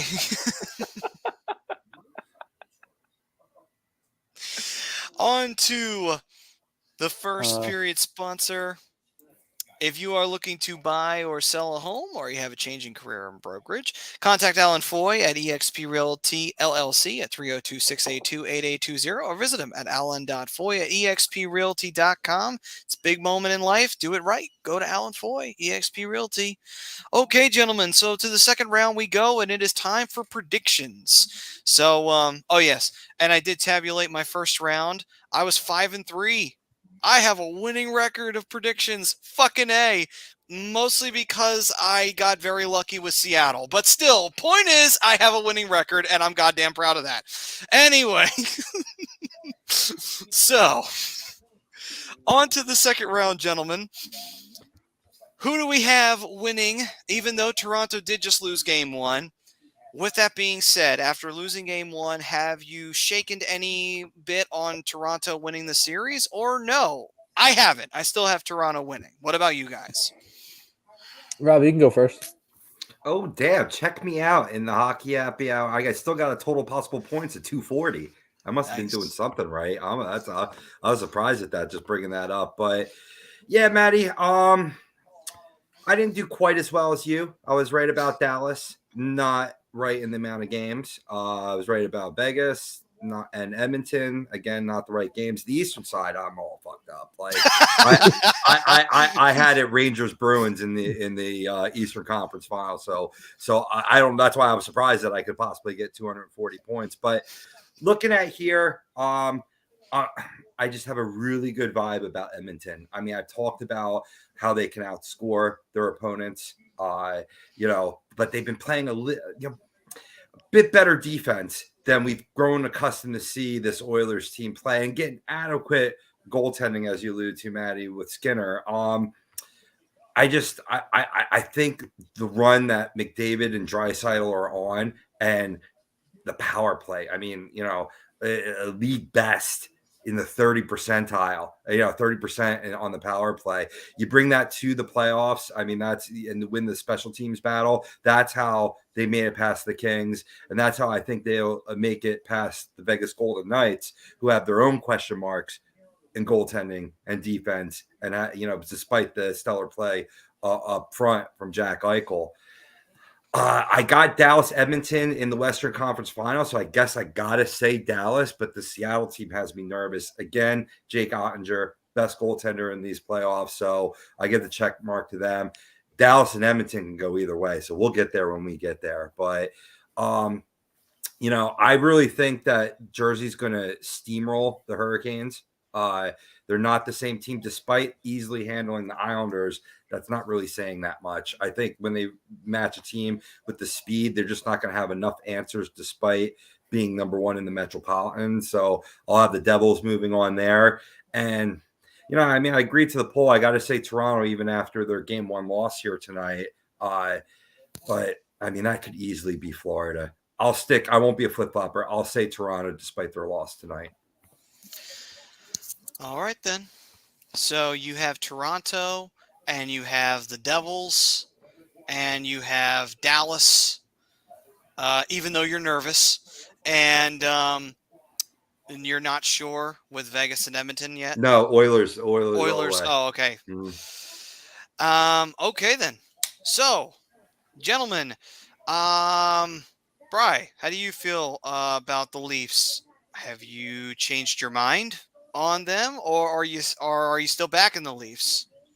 I'm still back in the Leafs. This team is too talented. Honestly, I think tonight was just a statement game for Florida to let them know, hey, we're here. We're not going to let you guys push us over, and we're not going to be an easy elimination. But Florida's really going to challenge them. I think that's going to be a very long series. But Toronto's way too talented. They have too much. They have too much skill on this team to not fight back and answer game 2 and get a win there and make this a best of 5. And I think that's what it's going to wind up being. This is going to be a back and forth series. It's going to be, hard fought and physical, and they have to figure out ways to eliminate Matthew Tkachuk, and I thought they did a very good job of that tonight. They got goals from everybody else. The problem with Florida is they have talent too. They got guys everywhere that can figure out ways to score goals. You shut down Carter Verhaeghe. You can't, because then Matthew Tkachuk's going to step up. Okay, you just knock both of them out. You got Anthony Duclair. You got Sam Bennett. You got Aaron Ekblad on the back end. This is Florida teams deep as well. And as far as my bracket goes, Kobe. Oh, busted. I have a chance to still have my Western team represent, but everything else is – I went 500 in the first round. I got a possibility of 155 points here, fellas. I got smoked this first round. I will say this, though, to you, Brian, though. I mean, Toronto's got deeper bottom 6 guys as well supporting all those names. We saw Matthew Neese tonight with a gorgeous spinorama backhander to get Toronto on the board. Right. I mean, you got to get guys like that stepping up in the Stanley Cup playoffs. You got it. No, absolutely agree. And he's been the main culprit. That series against Tampa, he was all over the fucking place. Neese was. Yeah, absolutely. And on that goal that Robbie was talking about, great patience, great poise, great balance he took a bump, and that's what caused him to spin around a little bit, but stayed with the play, stayed with the puck, didn't give up, and he found himself essentially an empty net goal. So, I agree with you wholeheartedly here, Robbie. It's they have such a deep team too that you shut down that first line, you got to worry about some of these other guys. Kelly Yarncrow had a great assist on the second goal for Toronto today. Like, that was a beautiful pass to who scored the goal? Bunning? Thomas Bunning. Yep. Okay. I just remember great patience by him too. great patience by him too. I honestly think the only reason why I feel like Toronto lost this game tonight was they played a little hesitant, played a little too, we're going to feel this team out. And by the time that they were able to really bounce back into it, Florida already had adjustments made after that second goal. And they put their foot back on the gas pedal, and Toronto just had no answer for them.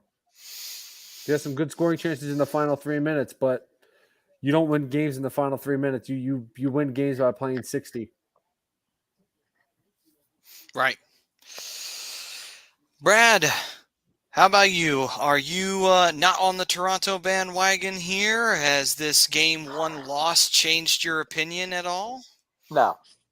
I think I have Toronto going to the conference finals and losing to the Rangers. So, that was my opinion of Toronto. I think Toronto is going to find a way to win this series. It's going to be tough because, Panthers are playing are right now are just on a roll. Okay, and they're playing with house money. They have no pressure. Toronto has the weight of the world on their shoulders right now because now they're expected to win. So that could be a problem for them. But you know what? I think when all is said and done, they're going to win this series. They'll win it in 6, and and as soon as they get ahead of Florida, they'll step on them. They're not going to let them back in the series the way Boston did. Right. I think quickly, they got Brad. served. They got served notice. Let's put it that way. Quickly, Brad, before you get to the rest, you lose game 1 at home, right? But maybe that's expected because of that weight of the world on their shoulders at home, game 1, right?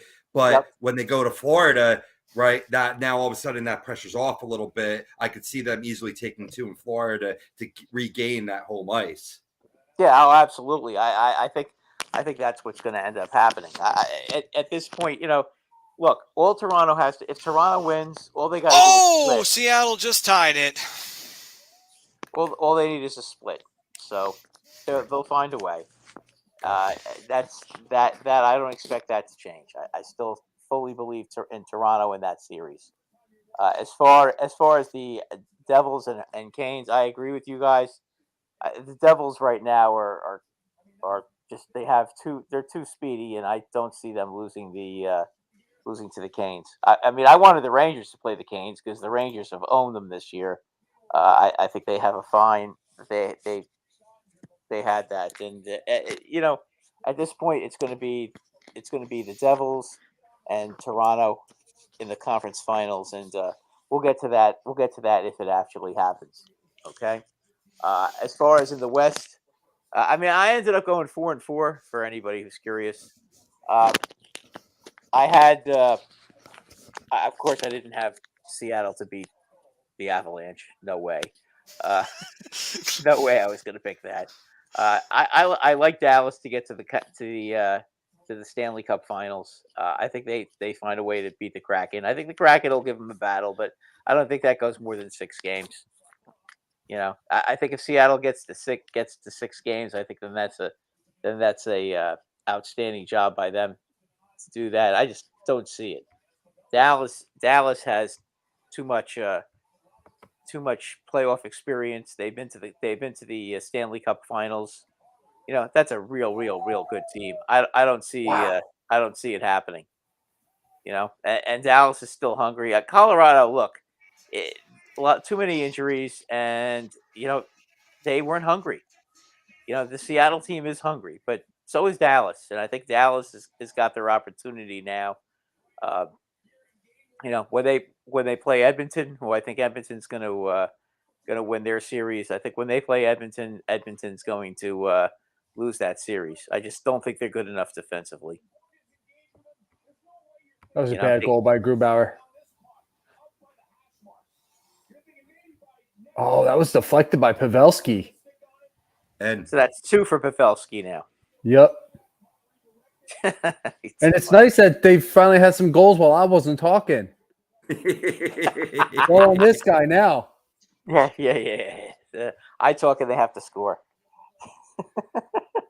I mean, let's backtrack a little bit here. That goal by Jaden Schwartz was beautiful play by Morgan Geekie there. I just don't think Ottinger knew that shot was coming. I think he lost a little bit of that puck. They went 5-hole, tie game. Beautiful passing play by Seattle there. Yeah, I don't see Seattle beating Dallas. Beating Dallas is a whole different story right now. Dallas is healthy.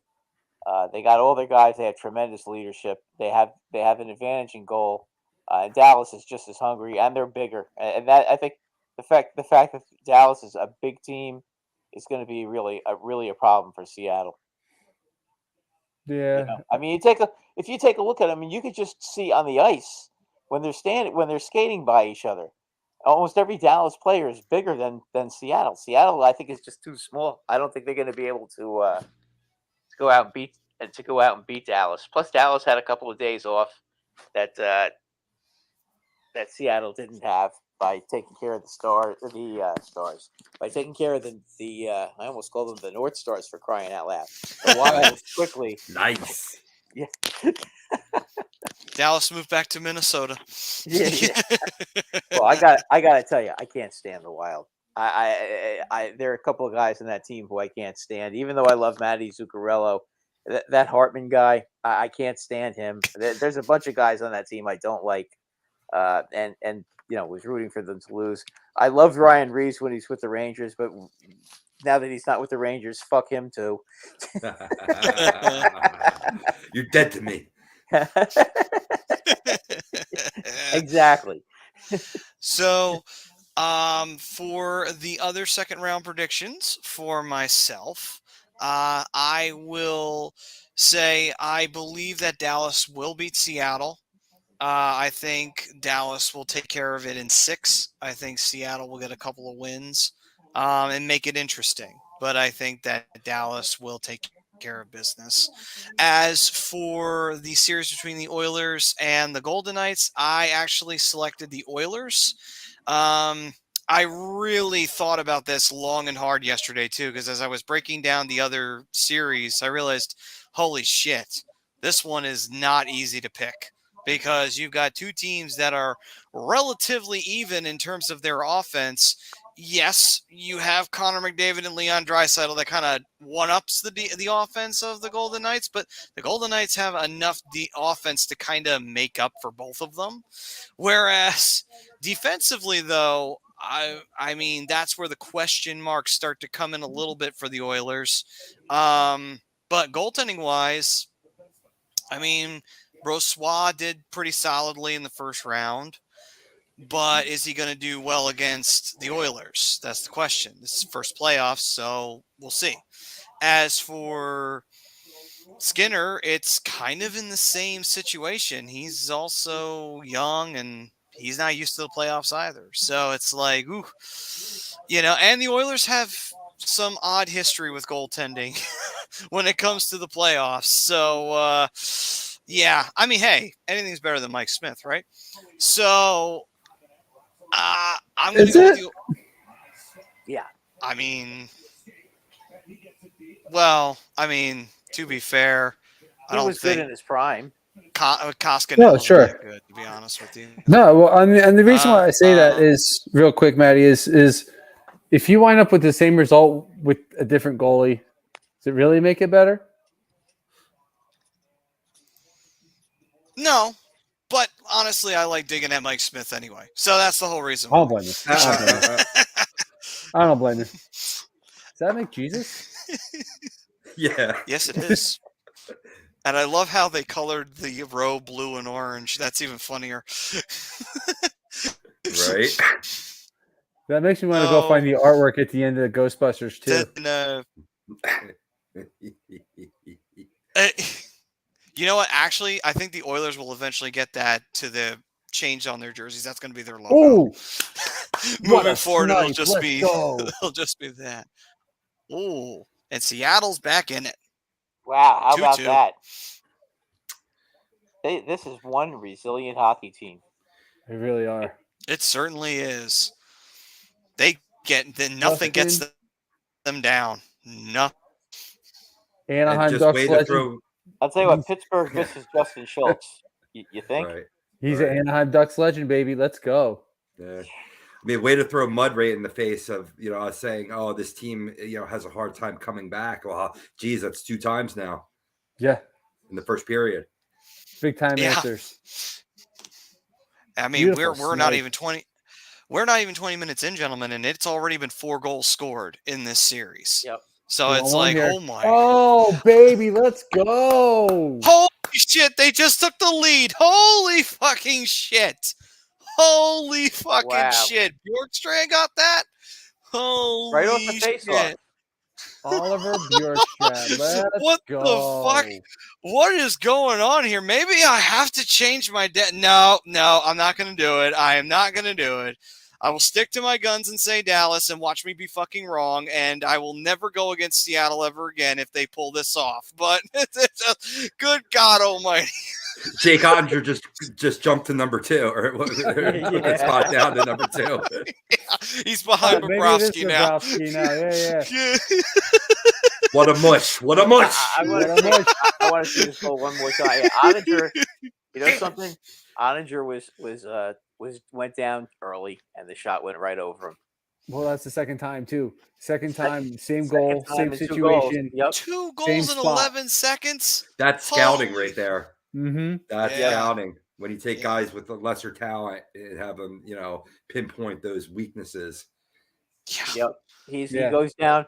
He goes down early twice in a row, and some of these butterfly goalies, they do that. And if you're a good shooter and you can get the puck high when these guys go down, that's how you beat them. Remember Eddie Belfour, Sure. Eddie the Eagle? He was a Oh, great yeah. goalie, but boy, he used to.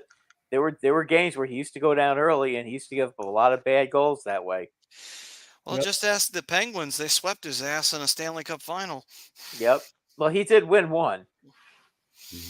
I mean, to Robbie's point, that's good scouting he on beat the, Seattle's part. He beat the Devils, so he was kind of my hero. That one year they beat the Devils. Actually, no, they beat the Sabres. Yeah, but they beat not in the Stanley Cup Finals. They beat the Devils earlier than that. Oh, you mean when he was on the Leafs? Yes. Oh, Yeah. okay. Yep. Okay. My bad. I didn't realize what you were referencing there. Yeah, Okay. he beat the Devils in one series. I remember. I just can't remember what team he was. Was he on Chicago, or was he on the Leafs, or was he No, on Dallas? I think I know what year you're thinking of. It was the Leafs, and I think they met him in the first round in 2002. And Yes. the Leafs beat them in that series because the Leafs went all the way to the Eastern Conference Finals that year and lost to Carolina. And it was Yes, actually, that's it. yeah, That's it. yeah, it looked like they were going to go to the finals that year, and they embarrassed themselves by losing to the Hurricanes. Yeah. And I think the year before that, didn't Carolina score 2 goals in the last minute of Game 7 to beat the Devils Did they? when they had Brodeur? Yeah. Oh yeah, I think so. Actually, Yeah, Ottawa scored 2 goals against Marty Brodeur in Game 7 that's in the last minute of the game. yeah. For some reason, the Devils really did not like facing the Ontario teams. I don't know why. They just really didn't like facing them. I mean, I would have loved it if the Ontario teams would have given some of that juju over to the Flyers. That would have been fucking nice. But, oh well. Right. Anyway, Ted saying, you guys think they go to Quick for another big run if the kid is stinking it up? Oh yeah. Mm-hmm. The I can first see it. loss struggles, absolutely. Yeah. I mean, you want to go to a veteran in that case because if he's getting jittery, it's like, well, okay, time to calm it down. Let Quick come into the net. He'll calm things down. Sure. And to this comment from this Rob Povia guy, smart guy, he says, "Yeah, it's why you go. It's why you got him. That's exactly the reason you bring in a veteran goaltender like him. You don't have Lanier, obviously. He's out for the year, and it's 4-2. Damn. Holy shit! Jordan Eberle. The fucking Kraken, man. They just reversed the whole goddamn thing on the Stars in one period. Ottinger looks terrible. I think you got to yank him. Yeah, I think so. Yeah. Plan on starting him game 2, but yank him now. Yep. Right. Because you still have an opportunity to come back in this game. Send a message. Who's the backup for the Stars? Never had to look that up. That's deflected. That's not his fault. That was deflected in front. Watch. Yeah, but I mean, even so sometimes you pull a goalie anyway, even if the goal isn't his fault. When he starts giving up like 4 goals, it's like. I understand that, but Jesus, you're gonna take the guy out after a deflection in front. I mean, that wasn't his fault. Well, they did. But you just gave up 3 goals in less than a minute. Yeah, right. I understand that. The first 2 I didn't like, but the last one wasn't his fault. But Regardless of his fault, you got to spark the team. Yeah, you got to spark the guys and get them to play better in front, regardless if it's on Ottinger or not. You got to make the move. Because keep in mind, Dallas was up 1-0, then they were up 2-1, and now everything has been reversed on them, and it hasn't even been a period. And I thought Seattle was going to have trouble scoring. in a series. Oh well. Where'd you get I an just gave a idea whole like that? analysis. Yeah, I just gave a whole analysis of how tough Dallas is defensively, and they're too big for them, and yeah, whatever. No. Silly. It's only game one. Don't With Philly. don't jump the gun yet. This could be the only game where they score 4 goals. It could be the only game where they score a goal. Period. You know, we don't know. What's up, Tommy? Oh man, so hey Tom, while we got you, brother, how's your bracket looking? Just out of pure curiosity, did it get torched like almost everybody else's? So, Brad, to build off of what you were saying, because what you said is spot on as far as Dallas goes. Their goals against heading into this game was 2.33. Okay. So yes, you're right. They are tough to score on, and every once in a while you're gonna have a bad game. But yeah, what you said is not wrong. So don't backtrack on it. No, I'm not backtracking. I'm just saying, wow, I just get through giving them their props for being such a good defensive team, and now they're playing, and now they look like Swiss cheese today. I love. To answer your question, Maddie, Scott Wedgwood. Oh my God, Wedgwood's their backup. Holy shit! Scott Wedgwood. No wonder they don't want to take him out. Well, they'll probably wait till the second Oettinger period. just made a big save on that last shot. By the way, do you think Dallas fans give that patronizing little "yay" when they make an easy save, like they do in New York when a goaltender's stinking the joint up? Well, when you give up 3 goals essentially on 3 shots, and then you finally make a save, yeah, you're gonna get that sarcastic little "hey, he made a save." Yeah. How about if it was in Nashville? Oh my God. Oh God, there'd be no living with that. Yeah, Holy shit! Oh my God. It's all your fault. It's all your. They'd be just finishing. It's all your fault, and then they'd start probably doing it and start laughing before they say it. So, can I give you guys some advice? Sure. Yep, I'm listening. Do yourselves a favor, and for the fans out there too, pay attention to what you're doing in life, please. Don't ever get a contusion anywhere on your body, because it's the absolute worst thing that's ever happened to me. Oh, And it absolutely sucks having a contusion. deep tissue. Yeah. What happened? I'd rather not talk about it. All right. Yeah. All right. But still, man, hey, man, sorry about that. Simple. Tell off the bed fucking again. Yep. Instead I of wish. That's a more fun story than what actually happened. Oh man. Those deep tissue contusions, man. That feels like someone just jabbing a knife right in you. Mm-hmm. It absolutely is. And the bruise isn't as bad as I thought it was going to be, but I still have a knot. It's been a nice little knot for a good 3 days, but it's Yoinks. not as swollen as it was. So, yes, take Brian's advice to heart. Always pay attention. Keep your eyes forward and focused on what you're doing. The sad part is, like, my eyes were forward. Driving.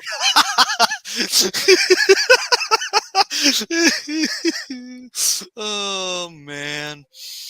What was it Ted saying? With a contusion, does your leg feel real hot, numb, and itchy, or is that a sprain? That sounds more like a tear. Yeah. Mm-hmm.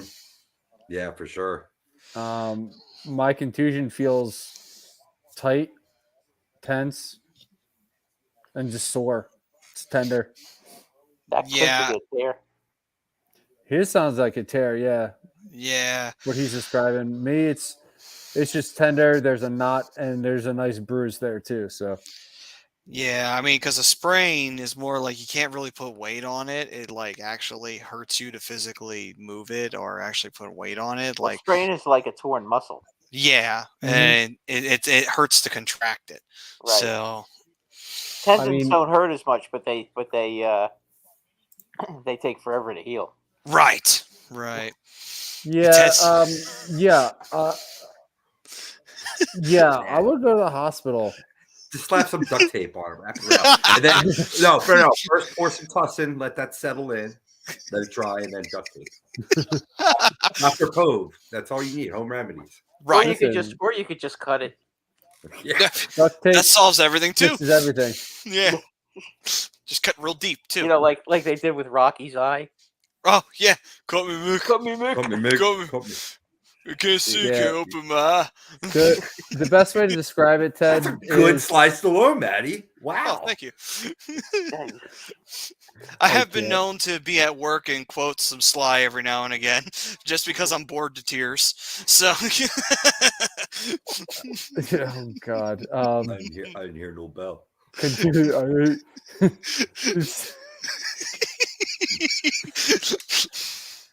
Oh my God. See, here's the funny part. Even though we call this the hockey, America. This is America. you know what the funny part is? You know how we call this the hockey happy hour? We're not even drinking. We're not even drinking, and we're sober, and we're doing this shit. Why do you think I go off camera so much? The boy looks mad, doesn't he? He does, man. He went right down that tunnel. He scramped right off that bench. Yeah, he is mad. Ooh. He has got an that's you see what that look was from Peter DeBoer? That's a man who's ready to dish out an ass whooping. That's what he's ready to dish out when they get into that locker room. I wouldn't want to be. I don't think they have cameras and the microphones in that locker room. Oh no, are you kidding? DeBoer would tell him to get the fuck out. Yeah. I want him to. The only guy I've ever seen look that deranged was Tortorella. And you know what's funny? Do you guys remember the one year they did the HBO 24/7 and it was the Rangers and somebody else? I don't remember who it was at the Winter Classic. Wasn't it the Flyers? Yes, yes, it was. And he kicked the crew out of the locker room. He said, "Get out!" Right? Yeah. This is between me and my team. Get out. Take the cameras with you. Like we. This Yeah, is and then 5 minutes later, Sean Avery got cut. I hated Sean Avery. I loved him. Hated him. But Marty Brodeur couldn't stand him. I know that. Oh yeah. I love that too. NHL literally did an overnight rule change because of the shit he pulled in the playoffs when he just when he kept pushing the mat when he kept pushing his mask over his head. That and he was standing right in front of Brodeur, wiggling his stick in front of him the entire fucking time. Well, no, he was putting his glove. He was taking his glove. His glove was up there and putting too, it right in front of his face. Oh, like he was covering his eyes so he couldn't see the puck. I mean, it wasn't illegal. Yeah, that's exactly. It was not. They made it. They made it illegal the next day. Yes, overnight rule change just because of that. That's when you know you're a polarizing figure. Yeah. What I thought was funny too was that he also does the sloppy second shit, and then he loves purses. And he, and also my favorite memory is when Scott Hartnell dropped him in 2 punches, which was fucking nice. But anyway, a lot of guys did that with him.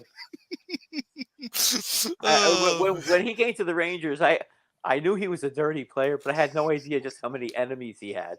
Oh, he had a shit ton. Yeah, that's what I mean.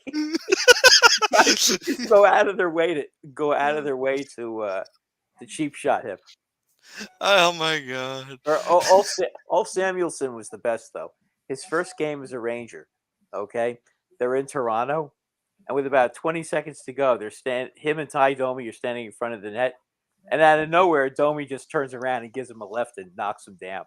Yeah, just because, and you know Toronto was killing him that game, so he didn't give a crap. All of a sudden, boom! And as I recall, there was no suspension. Crazy. Oh, that's great. By the way, we did have speaking of Domi and his history. You know there was that fan incident, right, in the Tampa series, in Tampa and Toronto. The one fan was getting into it with who was Bucks? I forget. Yeah, it was, I was like, God Tanner damn. Jeannot. It was Tanner Jeannot. Yes. Oh, that's not the guy you want to mess with. No. If I was a fan, I would not be. If I was a fan, he would be one guy I wouldn't say a word to in the penalty box. I wouldn't want that guy pounding on me. I don't think it was going to go anything. I don't think that was going to go anywhere. It was just a bunch of trash talk back and forth. You never know, though. But the fans, yeah, I mean, you never know. But Tanner Janelle wasn't going to do nothing. He was just going to keep running his mouth. Yeah, but the fan could jump in. But if Yeah. some of Oh, I these know. remember that stupid idiot that jumped into the Flyer penalty box, penalty box at the Flyer game with Domi? Oh Mhm. yeah. I Oh bet he would. yeah. I bet if he realized what was going to happen, he may have thought twice about that one. Yeah, he definitely would have. If he had realized that that glass was going to give way, he definitely wouldn't have been smacking on it as much as he was. No, and yeah, and then he falls in the penalty box, and Ty Domi didn't care if he fell in or jumped in. He took no prisoners with that guy. I mean, Hey. I mean, Doby did start it. He was squirting him for, you know what I mean, and riling him up for shooting his mouth off. But I don't think the guy would take it back. That's his 15 minutes of fame right there. absolutely, he's a legend. But the thing Right. is, too, is like For the that wrong glass ways. doesn't but- break if he doesn't throw all his weight on it either. Yeah, that's And true. come barreling down there like he did. Thank God the ref got in there when he did, because fucking Ty Domi would have eaten him. So Like, here's my thing. Yeah, he was. Yeah, literally. Here's my Can you thing, imagine though. if somebody did that with Tom Wilson? All right, so real quick, here's my thing. Right. Like, I understand like fans pay money, and fans need to find the line again. I think fans are getting too comfortable doing certain things because they feel like they are owed it because they paid to be there. You're Well, not owed anything. It's okay. It's okay if you want to talk smack, okay? But Right. you don't get to go. You don't ever get a chance. You should touching a player or throwing something at a player is Nope. completely not. That's a no. You can't do that. Nope. And you know what? The worst Totally part about it is more times than not, they do it because nothing. What's going to happen to them? It's oh, I paid my hard-earned money. I get to do and say what I want. No, you don't. Yeah. Just because you paid your hard-earned money to go get that ticket doesn't mean you get to do and say what you want. Well, it's like You have the to have a baseball. line. There's a respect. It's like the between player baseball and fan. fans that throw baseball. Remember the one that threw a baseball at Stanton in Boston? Mm-hmm. After he hit a home run, he threw it all the way into the infield and hit Stanton. And the Yankees fans that went after Miles Straw from Cleveland, like that was completely. There was no uncalled reason for. for that. Yeah, that was No, there's no reason for But it. Straw ever. was pretty stupid to try to jump into the seats to go after him, though. Oh no, I agree. But I mean, regardless, that incident should never happen. No, It never should get to that point. no, never. Most You're players, like if you're funny about it and you're good about it, some players will talk trash back with you, and they'll make it a good time and they'll make it fun for you. Well, I had a anecdote. I was at a Yankee Met game, okay, and Al Leiter. This was at Yankee Stadium. Al Leiter was warming up in the Mets bullpen, so I yelled at Al Leiter. I said, "Al, you suck. You're so bad that the Yankees only got Jesse Barfield for you. How much do you suck?" And this is while he's warming up. He stopped, looked at me, and started laughing. That's Al Leiter. I love That's Al Leiter. I love Al Leiter for doing that because you know what? It just proved one thing. He had a sense of humor, and he heard it, and he just stopped because he just started shaking his head and laughing. And I was like, I got him. And then that's exactly what I'm talking about. There's a respect. There's a line. Yeah, You have to know where it is. And most people, like the problem is, most people are hammered by the time they come into any sporting event. True. No, well, I It's wasn't, taken way I too wasn't far. hammered. I wasn't hammered. No. That I'm was, not saying just- you because you yeah. knew where the line was and you kept it on the right side of the line. Yeah. Well, Yeah, you I know, had I had everybody, including the security guards, laughing at that one. Nice. not enough fans know that though. Not enough fans are like you, Brad, where they know where the line is and they know not to make it a personal shot or No, there's no throw reason anything to do at that. anybody or anything like that. Like it's ridiculous that fans think they have every right to do whatever the hell they want because they bought a ticket, and that's not As the long case. as you stick to the facts, Agreed. just Agreed. stick to the fact. Just stick to the facts. When somebody drops the ball and then you start a chant, "Drop the ball, asshole! Drop the ball." Mm-hmm. You know, There's something so- fun like that. Like you got to keep it fun. You got to keep it light. Like I agree that to an extent, fans have the right to heckle, fans have the right to boo, fans have the right to do this, that, and the other. Yeah, but Fans leave don't them have the right alone to about just their. flat But out you got to harass leave them people. alone about their families and stuff. That's not. Mhm. That, Yeah, that no no. fan has the right to harass any ball player, any professional athlete. I don't No. care who it is. no, there's no reason for that. Like you watch the soccer fans over in Europe and Asian and any Mexico, wherever They're disturbed though. they're such They're a special disturbed. breed of people, but they take it way too far. Like Yeah, no, they're disturbed. I like to think of myself as You a see- passionate fan, but that's just flat out insanity. Yeah. I mean, yeah, what's that- crazy is you'll literally see refs in soccer games like have to stop the game because an entire section is getting into fights. The entire fucking column of fans are fighting each other, and the security has to get them the hell out of the stadium before the game can resume. It's Yeah. that bad. Yeah. Well, yeah. They're, as I said, they're mentally disturbed. Those kind of people. Yeah, for sure. Anyway, that's my little tangent on that. I do love that Joe Thornton is doing a Just for Men commercial for his beard, which is hilarious. Is it weird that Linda Cohn's doing it too? I'm Big Bad Brad. funnier. I sit there in silence. Is it weird that Oh Linda my Cohn's in that God. same commercial? It is. I didn't think her beard was that gray. I'm just kidding. I love Linda Cohn. I think she's one of the best hockey minds that ESPN has. I think she Linda is the best Cohn? hockey mind that ESPN has. She's very good. She's one of the few. So let's see here. Ted saying, Brad, you just tell him you know who I am. I'm Big Bad Brad. He would just sit there in silence. Yeah, somehow I don't think so. Oh man. So, did I ever? No, I don't think I finished my my picks. So one last series I think I had to pick, right? Oh no, I'm done. Okay, I got it. I'm good. Yeah. Never mind. I'm good. Whew. But on that Word note, there. boys, Are you good? No, I'm not. But Yes, you anyway, are. all right. So I real think we quick, should. real quick. I'm gonna jump off here, boys. Okay. Got another long week ahead of me. My brain is mush already, so just wait till next week. It's gonna be even worse. But I'm gonna jump off. So, boys, have All a great rest of the show. I'll be in touch, and I'll talk to you boys next week. All right then. Peace, Dales. All right, fellas. Have a great rest of the show. Be Peace, better. Bri. All right then.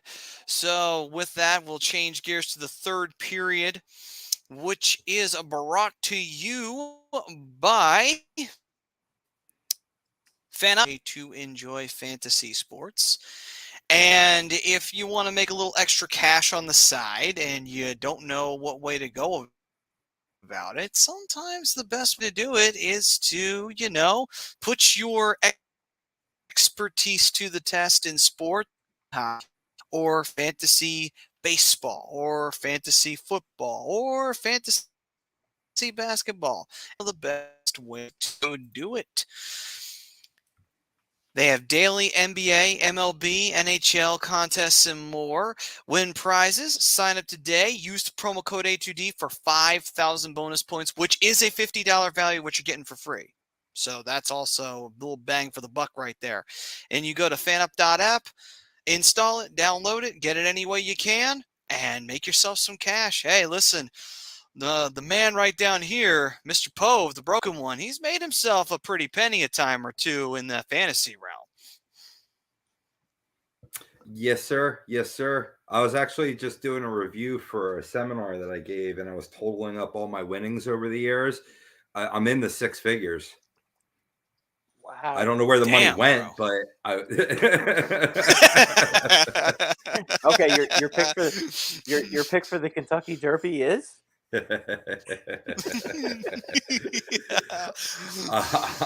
leave that to my boys, but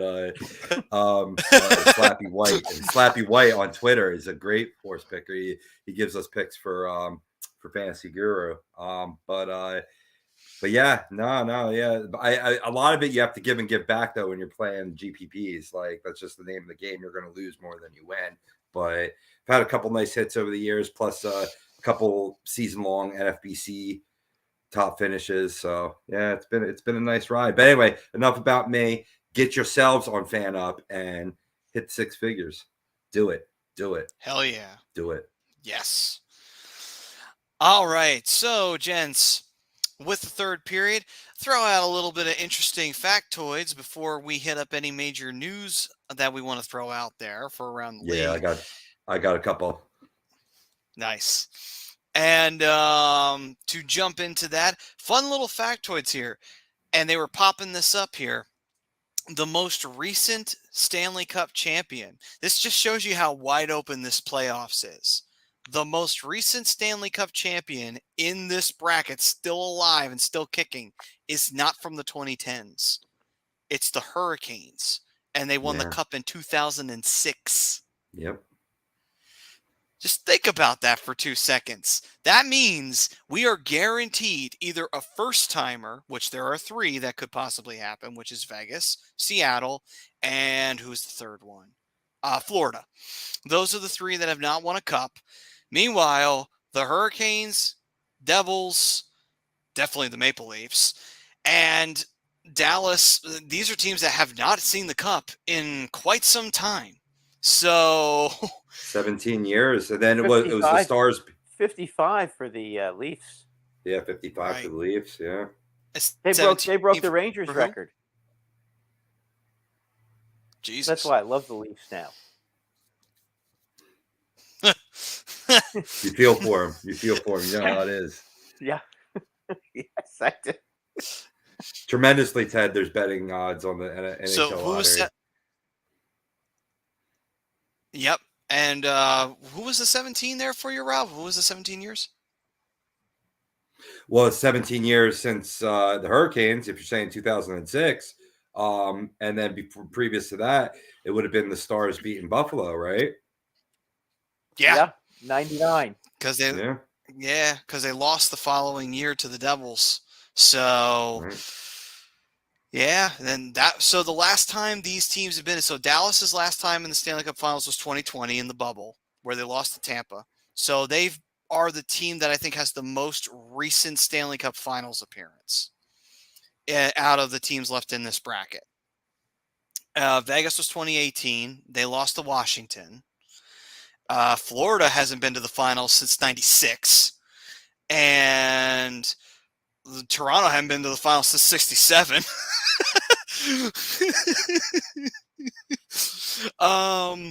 The Devils haven't been to the finals since 2012. And Seattle has never been to the final, obviously. And yeah, that's pretty much it. That's the roundup there. So yeah, the team with the most recent Stanley Cup Finals appearance without even winning is Dallas. And that was 2020. So damn, this is a really wide open playoffs. This is going to be really interesting, boys. This is going to be very, very interesting the further we get along here. For sure. You know what? As long as the Devils don't win the cup, I'm happy with anybody winning. As long as it's not them. Right. I do agree. As long as it's not the Devils, then yes, I think we can all be very satisfied with the Stanley Cup winner.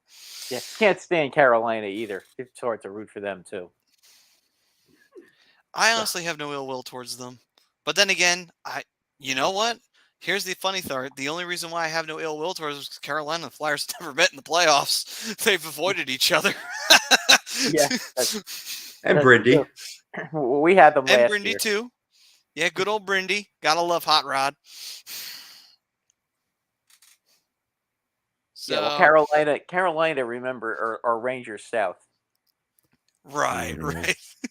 And I do believe the Hurricanes and the Rangers have met each other a few times in the playoffs. The most recent series between the two teams was last year. It was last year? Okay, Yeah, they the did meet Rangers them beat them last in year. 7. Rangers got smoked by them a few years in the bubble a couple of years ago. That's the one I was thinking of. Yeah. Yeah, they were the only ones to get swept. Yeah, they got killed. 3-0. Carolina just killed them. Yeah, that was Henrik's last stand too. Yeah. Yeah. Well, the only Oh, reason man. Shesterkin Now he's didn't doing. play was because he was injured in a car accident. Oh, really? Yep. Oh shit. Yeah, Oh he yeah, had- that's right. I remember that. yeah, Yes. he had a car accident. So All right. Well, so on to it. Time to go around the league. Just wanted to throw that out there, just because I just cannot stress how really cool this playoffs is this year. It really is pretty awesome to see the usual suspects out in the first round and it just being wide the fuck open right now for literally anybody at this point. So, Yep. on to around the league. Robbie, your news bulletins, my good sir. Yes, well, the big news that came down today was despite leading the Flames last season to a 50-win season, but yet missing the playoffs this year, the Calgary Flames announced that they have fired head coach Daryl Sutter. And, it's not a big surprise because Sutter never held a postseason news conference, which led to the speculation that, his job was in jeopardy because that's usually a given. The coach is going to, review the season with the media or what have you. And, we talk about this team. They fired their general manager, Brad Treveling. And when Don Maloney, the president of hockey operations, interviewed over 25 players, coaching staff, and, agents around the team, it was just clear that they needed a new voice to guide them. But after, it's just very surprising that, yes, I mean, they did have a disappointing season missing the playoffs. They were in contention up until the end, won 50 games last season, which is no small feat. Now, Daryl Sutter will be looking for a new job. What's your take, boys? I mean, I'm not 100% surprised. Calgary this year was really hot and cold, and unfortunately they found themselves on the receiving end of they went bad at the worst possible time, and they couldn't get anything going. They couldn't rally. They couldn't make anything happen. And even when they made the playoffs, they had some pretty disappointing results. I mean, last year they lost in a new round of the Battle of Alberta. They lost to the Oilers. Yeah, they got to the second round, but technically they got to the second round in 2020 when they got out of the qualifier and they lost to Dallas. So it's been very similar results for Calgary over these last few seasons. So I'm kind of not surprised. And honestly, after they made those trades in the offseason, a lot of people were thinking that, okay, Calgary should be stable again after losing a couple of their big pieces. But it turns out maybe they're not as stable as they wish they were. Honestly, I'm not surprised. After the few seasons that we've been having with Calgary, they can't get consistency. It's killing them. They're very inconsistent as a hockey team. And the good years they have, they don't really do anything with it because they ultimately get beat in the playoffs. And usually it's the second round that does them. So I'm not surprised. How about you, Brad? You think that was the right move for the Flames? Yeah, and I'll tell you why. The problem with the Flames is that the players hated this guy. Okay, that was the problem. They couldn't stand him, and you can't. The thing is, these days, coaches, and it's even this way in the NHL. Coaches and players have to be on the same page. Right. And for whatever reason, and I don't know what, I mean, I'm not that familiar with how Sutter behaves himself with the media or in the locker room, but for whatever reason, that team hated him, and they weren't listening to him, and they weren't playing well, and the loss against Chicago at the end of the season, that to me was when they lost that game. Right. That's I was saying to myself, he's gone. That's it. You said that. That's- You said that. I remember you saying that. yeah, he's got. I said he's got to. Man, if I'm the Flames, he's got to go. You can't bring him back again. Yeah, I mean, because once you lose the locker room, that's it. You're done. You know, Plus and they that's lost- pretty much what you're plus they saying. lost You to- know, Plus they lost to Edmonton the year before, and again, that when you lose to your crosstown rival, okay, and you get smoked like that, that is a coach killing situation. Period. That's why I'm wondering if Gallant is going to survive with the Rangers. well, there have been questions brought up about that after the Yeah, result I that would was just not- received. I would not be a bit surprised if he's gone, even though I think it's a lot. It's more Drury's fault than Gallant's fault. The fact that Gallant didn't have the Rangers headhunting and hitting Devils as often as they possibly could to slow them down and try to skate with them, which I thought was really stupid. And then he tried to play conservative and counterattack them. You can't do that against a team that's faster than you. You have to hit them and beat the crap out of them. That's how you beat a team like that. Right. And if By I the know way- that, why doesn't he know that? Right. Right. By the way, the second period has started, and Seattle is on the power play. Yeah, and the Stars better stop the power play right now. They can't afford to be giving up any more goals. So far, so good. They Yeah. haven't given up anything yet, but we'll wait and see. No goalie change either. Right, Ottinger is still in the net. I'm surprised. I thought they might have tried to shake things up, but Well, if You they give up know. if he gives up another one, they might. yeah, right. Yeah, if he gives up a fifth one, oh yeah, Yeah. I would could him then. Yeah, I think they saw what I thought was that the last one was a deflection. Well, I mean, what could you possibly say to a guy when a puck's deflected and it's deflected down? Right. The shots that are deflected down are, according to Henrik Lundqvist, they're the most difficult shots to stop.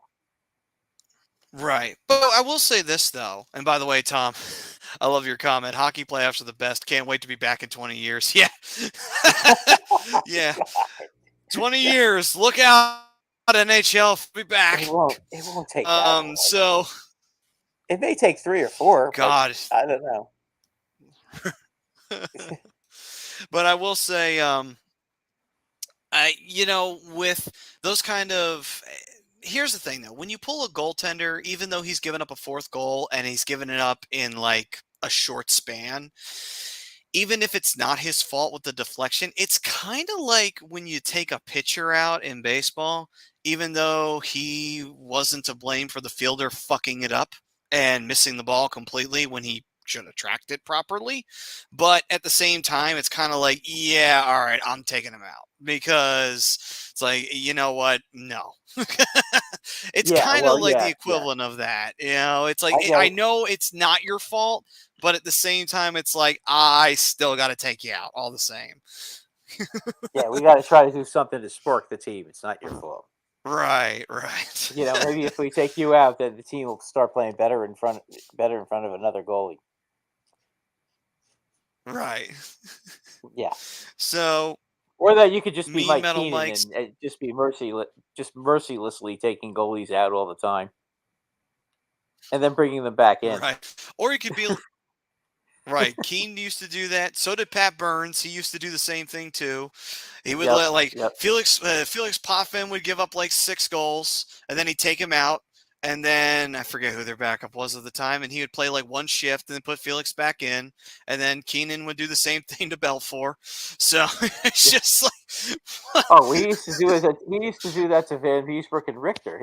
If Van Beesbrook let in a couple of bad ones, he'd bring in Richter, and then Richter would make a couple of saves, and then at the end of the period, Van Beesbrook would come out to start the next period.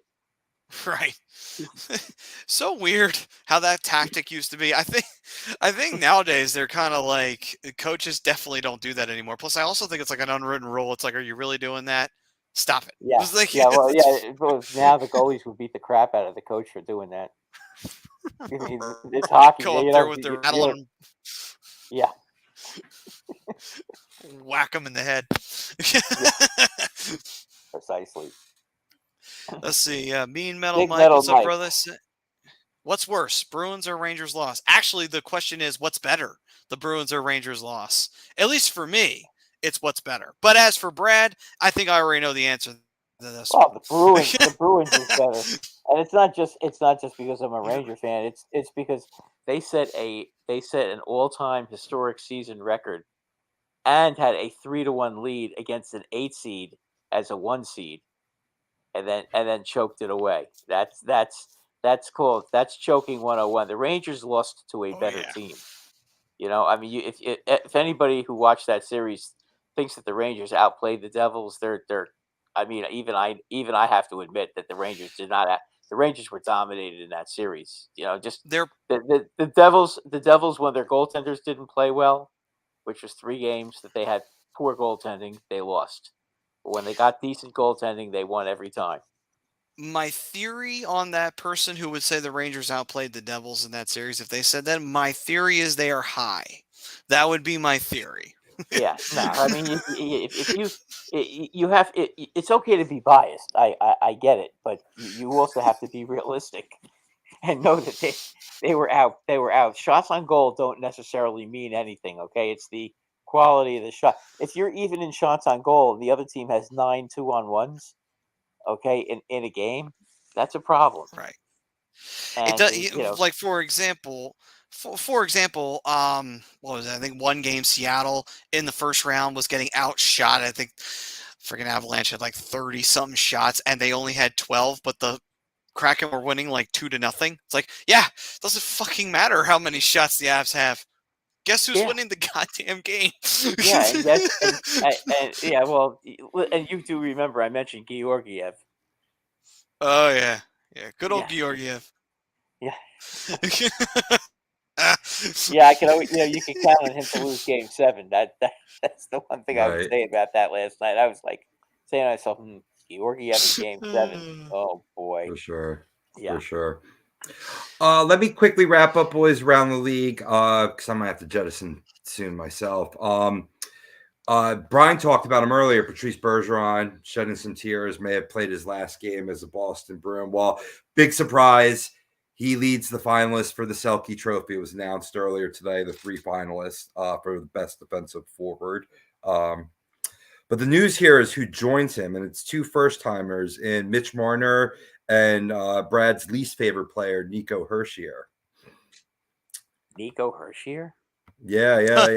I was kind of surprised with him being, because I know him being more of an offensive forward, whereas this is an award for a defensive forward. I didn't I'm sure realize he brings- was so good defensively. Yeah, he is one of the 3 finalists. I mean, Okay, I guess his plus minus must be really good then. He was first in shorthanded ice time per game among the Devils. He led them in takeaways at 64. He was second in block shots with 61. I think those are all team records in terms of first and second. He did one is 53.9% of face-offs, 57.8 in the defensive end. Wow. Well, then he deserved it then. He deserves to be in that spot then. So before we wrap up around the league, I do have one little bit of news. So apparently, you know how the Ottawa Senators are up for sale and that Mr. Ryan Reynolds, Mr. Deadpool, has been in on purchasing the team with a group. Well, apparently another celebrity got in on the action. So apparently Snoop Dogg has got a group that's interested in the Ottawa Senators. Yes. Apparently, Snoop Dogg is in on trying to see if he can get the Ottawa Senators too. It's like, really? That is intriguing. That is very intriguing. Interesting. Yes. Now, to be fair, Snoop has been seen at LA Kings games. So it's not unheard of. He has been seen wearing some Kings jerseys and some gear. So does he have the cash though to do that? Oh, come on. Snoop absolutely has the cash to do it. No, I mean, yeah, but that's you're talking billions of like probably close to $1 billion. Hey Right. man, Snoop is doing tons of commercials. He's always doing he's hosting things all the time. Like He's got that lots guy's of a residual brand. income, yeah. Yeah. But Right. I'm sure he'd get a group though. I don't think it'll be him alone. Yeah, No, yeah, you're right. It is a group. Yeah. okay. Yeah. A group led by him, probably. Yeah, Right, that would make Yes. sense. Yes. Okay. Snoop moves Ottawa to Atlanta. Yes. Well Yes. done. Yes. God, what a kick in the nuts that would be to the Ottawa fans. Oh, Oh. man, that is hilarious. Okay, so with that being said, that will wrap up around the league. And now it's time for us to join into the overtime period, the shootout, which is brought to you by Alonzi Travel. Hey, man, sometimes life gives you a big stern kick in the balls. Just if favorite team got moved to Atlanta, even though you are a Canadian franchise, and you can blame a rapper for that. But all the same, though, in a stressful situation like that, you could always contact the great people at Alonzi Travel. You could contact Chucks or Ritz, who are here on A2D Radio, part of the A2D fam. They are experts, along with the rest of Alonzi Travel, at creating the vacation of your dreams, whether it be at Disney, Universal, wherever your heart calls to. Let their talented team of travel experts create a custom vacation for you. You don't have to stress with planning that out. Let them stress with that. All you got to do is pack up and catch the flight. That's all you got to do. All right. Snoop will never buy the Flyers because Comcast will never sell it to him. All right, then. So, gents, on to the shootout we go. And we open up the shootout segment with, Vince, let's do our hot takes of the week first. Just for the shits and giggles of it, let's have fun with it. Hot take of the week first. How about it, gents? I like it. You got one ready, Brad? Yep. Artemi Panarin What we will got? not get Artemi Panarin will not get traded. As much as I want him traded, he will not get traded. Okay. Okay. He has a no trade clause, which I looked up, by the way. He has a no trade clause, and there ain't no way he's going to want to leave New York. So, Right. as much as everybody wants him out, yeah, we're stuck with him. Unless like Los Angeles wants him, or a big city, because that's about all he would want to do. And I don't think LA is going to bail us out. So, Right.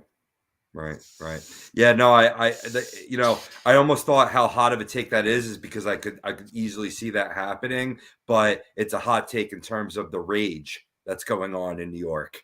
That's Right. why it's hot. Yeah. It's hot because we want him out, but unless we buy him out, which we're not going to do, because listen, you still have to get to the playoffs too, Right.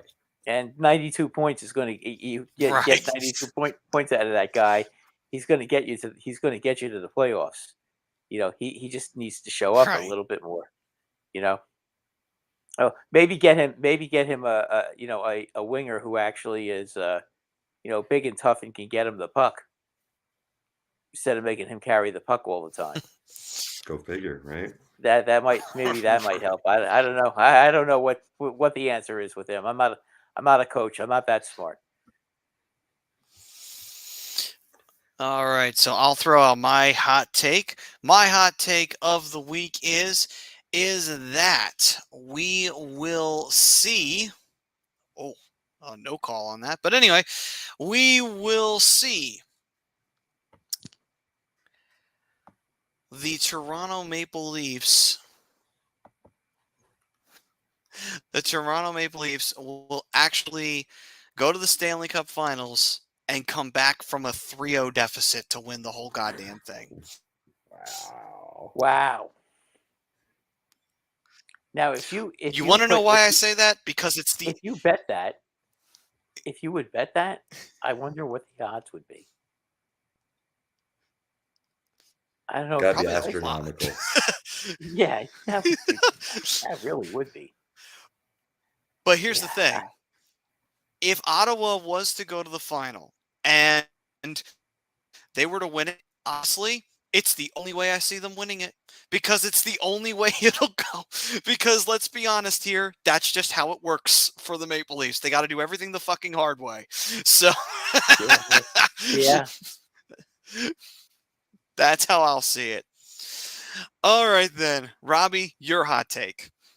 Well, it's not so hot right now. You kind of stole my thunder a little bit because I'm not as bold as you are. But I will say my hot take for the week is an all-Canadian Stanley Cup final, Toronto Maple Leafs versus Edmonton Oilers. That could definitely happen. That would actually be a fun series. I would love that. You want to know why? Because you would have Connor McDavid versus Austin Matthews. Yeah, it'd be great for hockey. And how angry would Gary Bettman be? For an all-Canadian final, he'd be seething in his fucking office in New York. He'd just be like, "Ugh."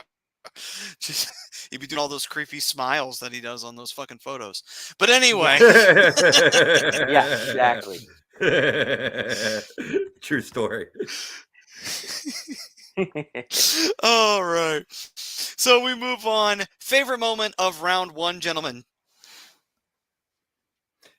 Gotta be for me, the Kraken usurping the defending champs. I mean, even though that series and my biggest surprise for round one, which we'll get to in a minute, killed my NHL bracket challenge hopes, as I'm sure it did for many. But I mean, that's gotta for me, I was just surprised. I did not see that coming.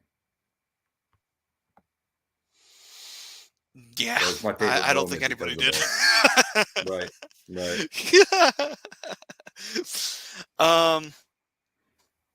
I will say, for me, my favorite moment, Connor Verhaeghe scoring that goal in Boston. I will cherish that, even though it is not the Flyers who did it. I will still cherish the shit out of that goal, and I get to laugh at Boston for at least this summer and hopefully forever. Who knows? Maybe I will be. Who knows what the future holds for Boston? Hopefully nothing good. And President forever. Trophy You made history. Yeah. Get to just keep kicking dirt in their face like, you guys made history with the greatest regular season of all time. And what did you do? You 3-1 lead, and Connor Verhaeghe stabbed you right in the heart. You'd love to see it. All right, then. And against an Brad, 8 seed. take it away. Well, you just stole my thunder, Right. Matt. Oh, that's your favorite moment too. Okay. First of all, when we were all talking, and we were mentioning who we thought was going to score the winning goal, I said Verhaeghe.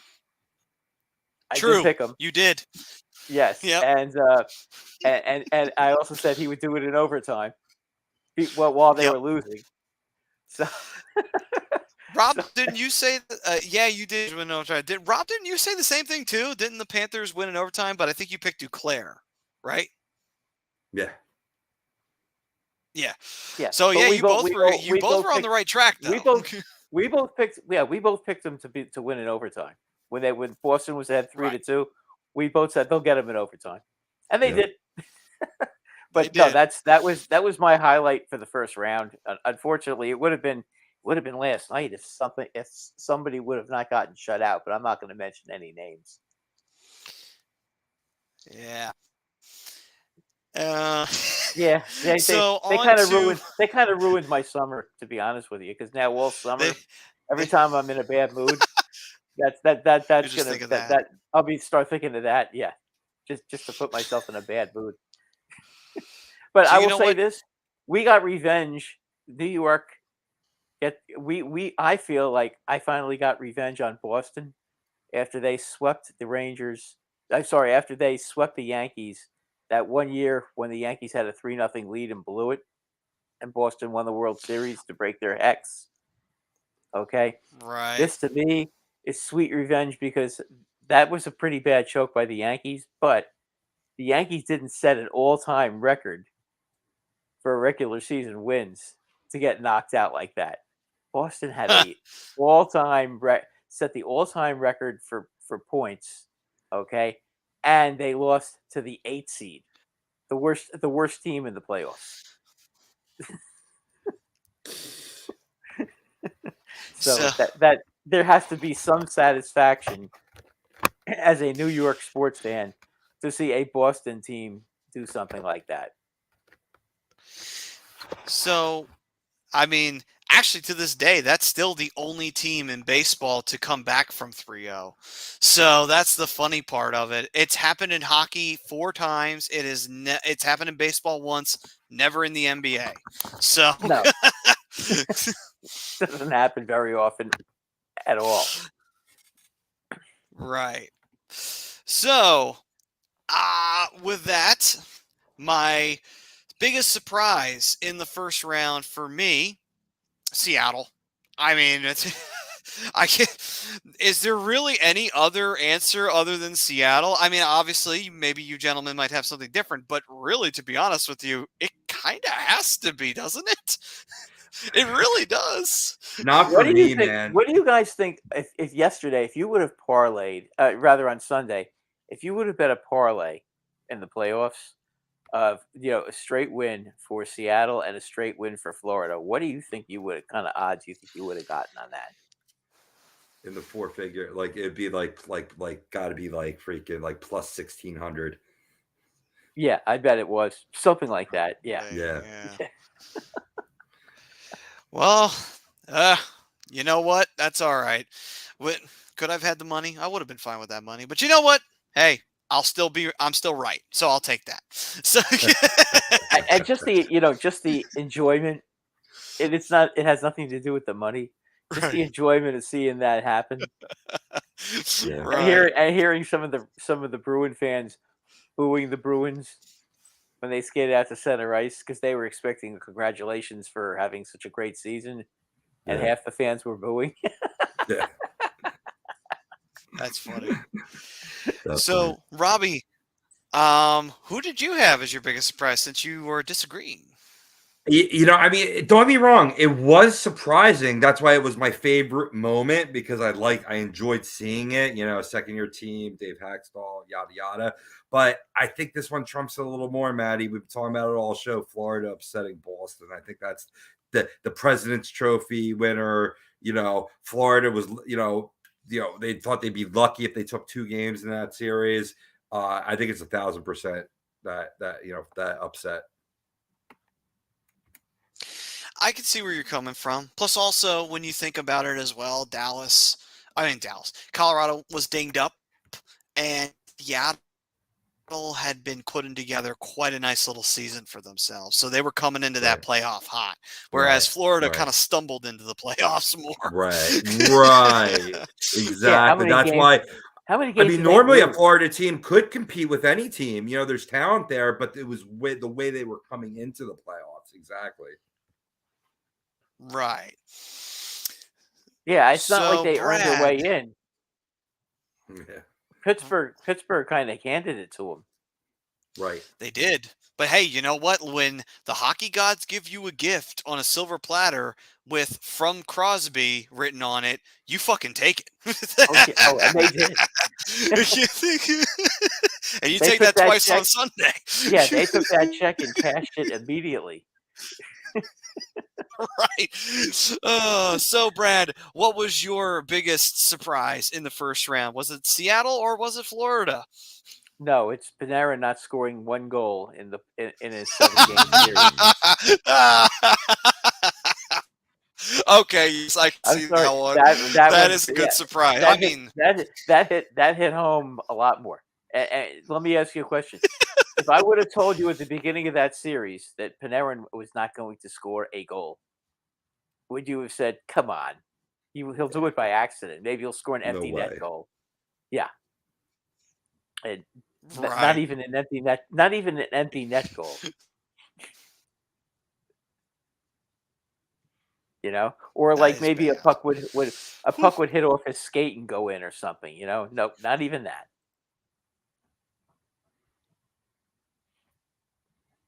Oh, I have a hot take for you guys. That will take care of that.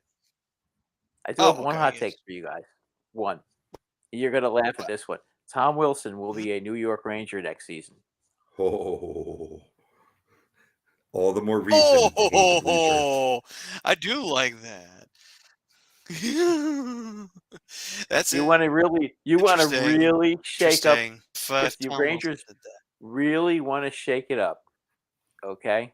They really want to shake it up, and I can't stand him, but I suppose I'd like him if he was on my team.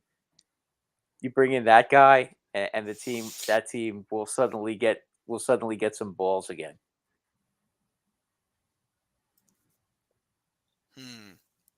Listen, you took away we'll have Reeves. to wait and see if the offseason proves that statement to be true. Drury chopped their balls off by trading Reeves.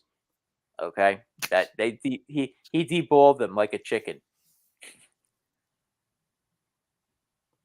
like those roosters. What do they call those roosters that when they eat those roosters? The deballed chickens. Yeah, right. I forgot what they call them. That you can eat them, but I forgot what they call them. But yeah, that's exactly what happened. They need a backbone. Yeah. All right, then. So we're going to wrap this one up, ladies and gentlemen. We thank everybody for joining us. Once again, all the fam out there. And we hopefully you enjoy the rest of the Seattle-Dallas game. No one scored in the second period. Things have calmed down with that crazy, chaotic first period. So also, now, Maddie, I want hopefully you enjoy to the rest thank of that. everybody for. I would just want to quickly thank everybody for rolling over to YouTube that maybe watch us on Facebook. Thank you. Right. We thank you very much for the support and sticking with us through everything that, through thick and thin. You guys are always there for us, and we appreciate that. We love you guys, and keep supporting us because you are the lifeblood of this whole thing.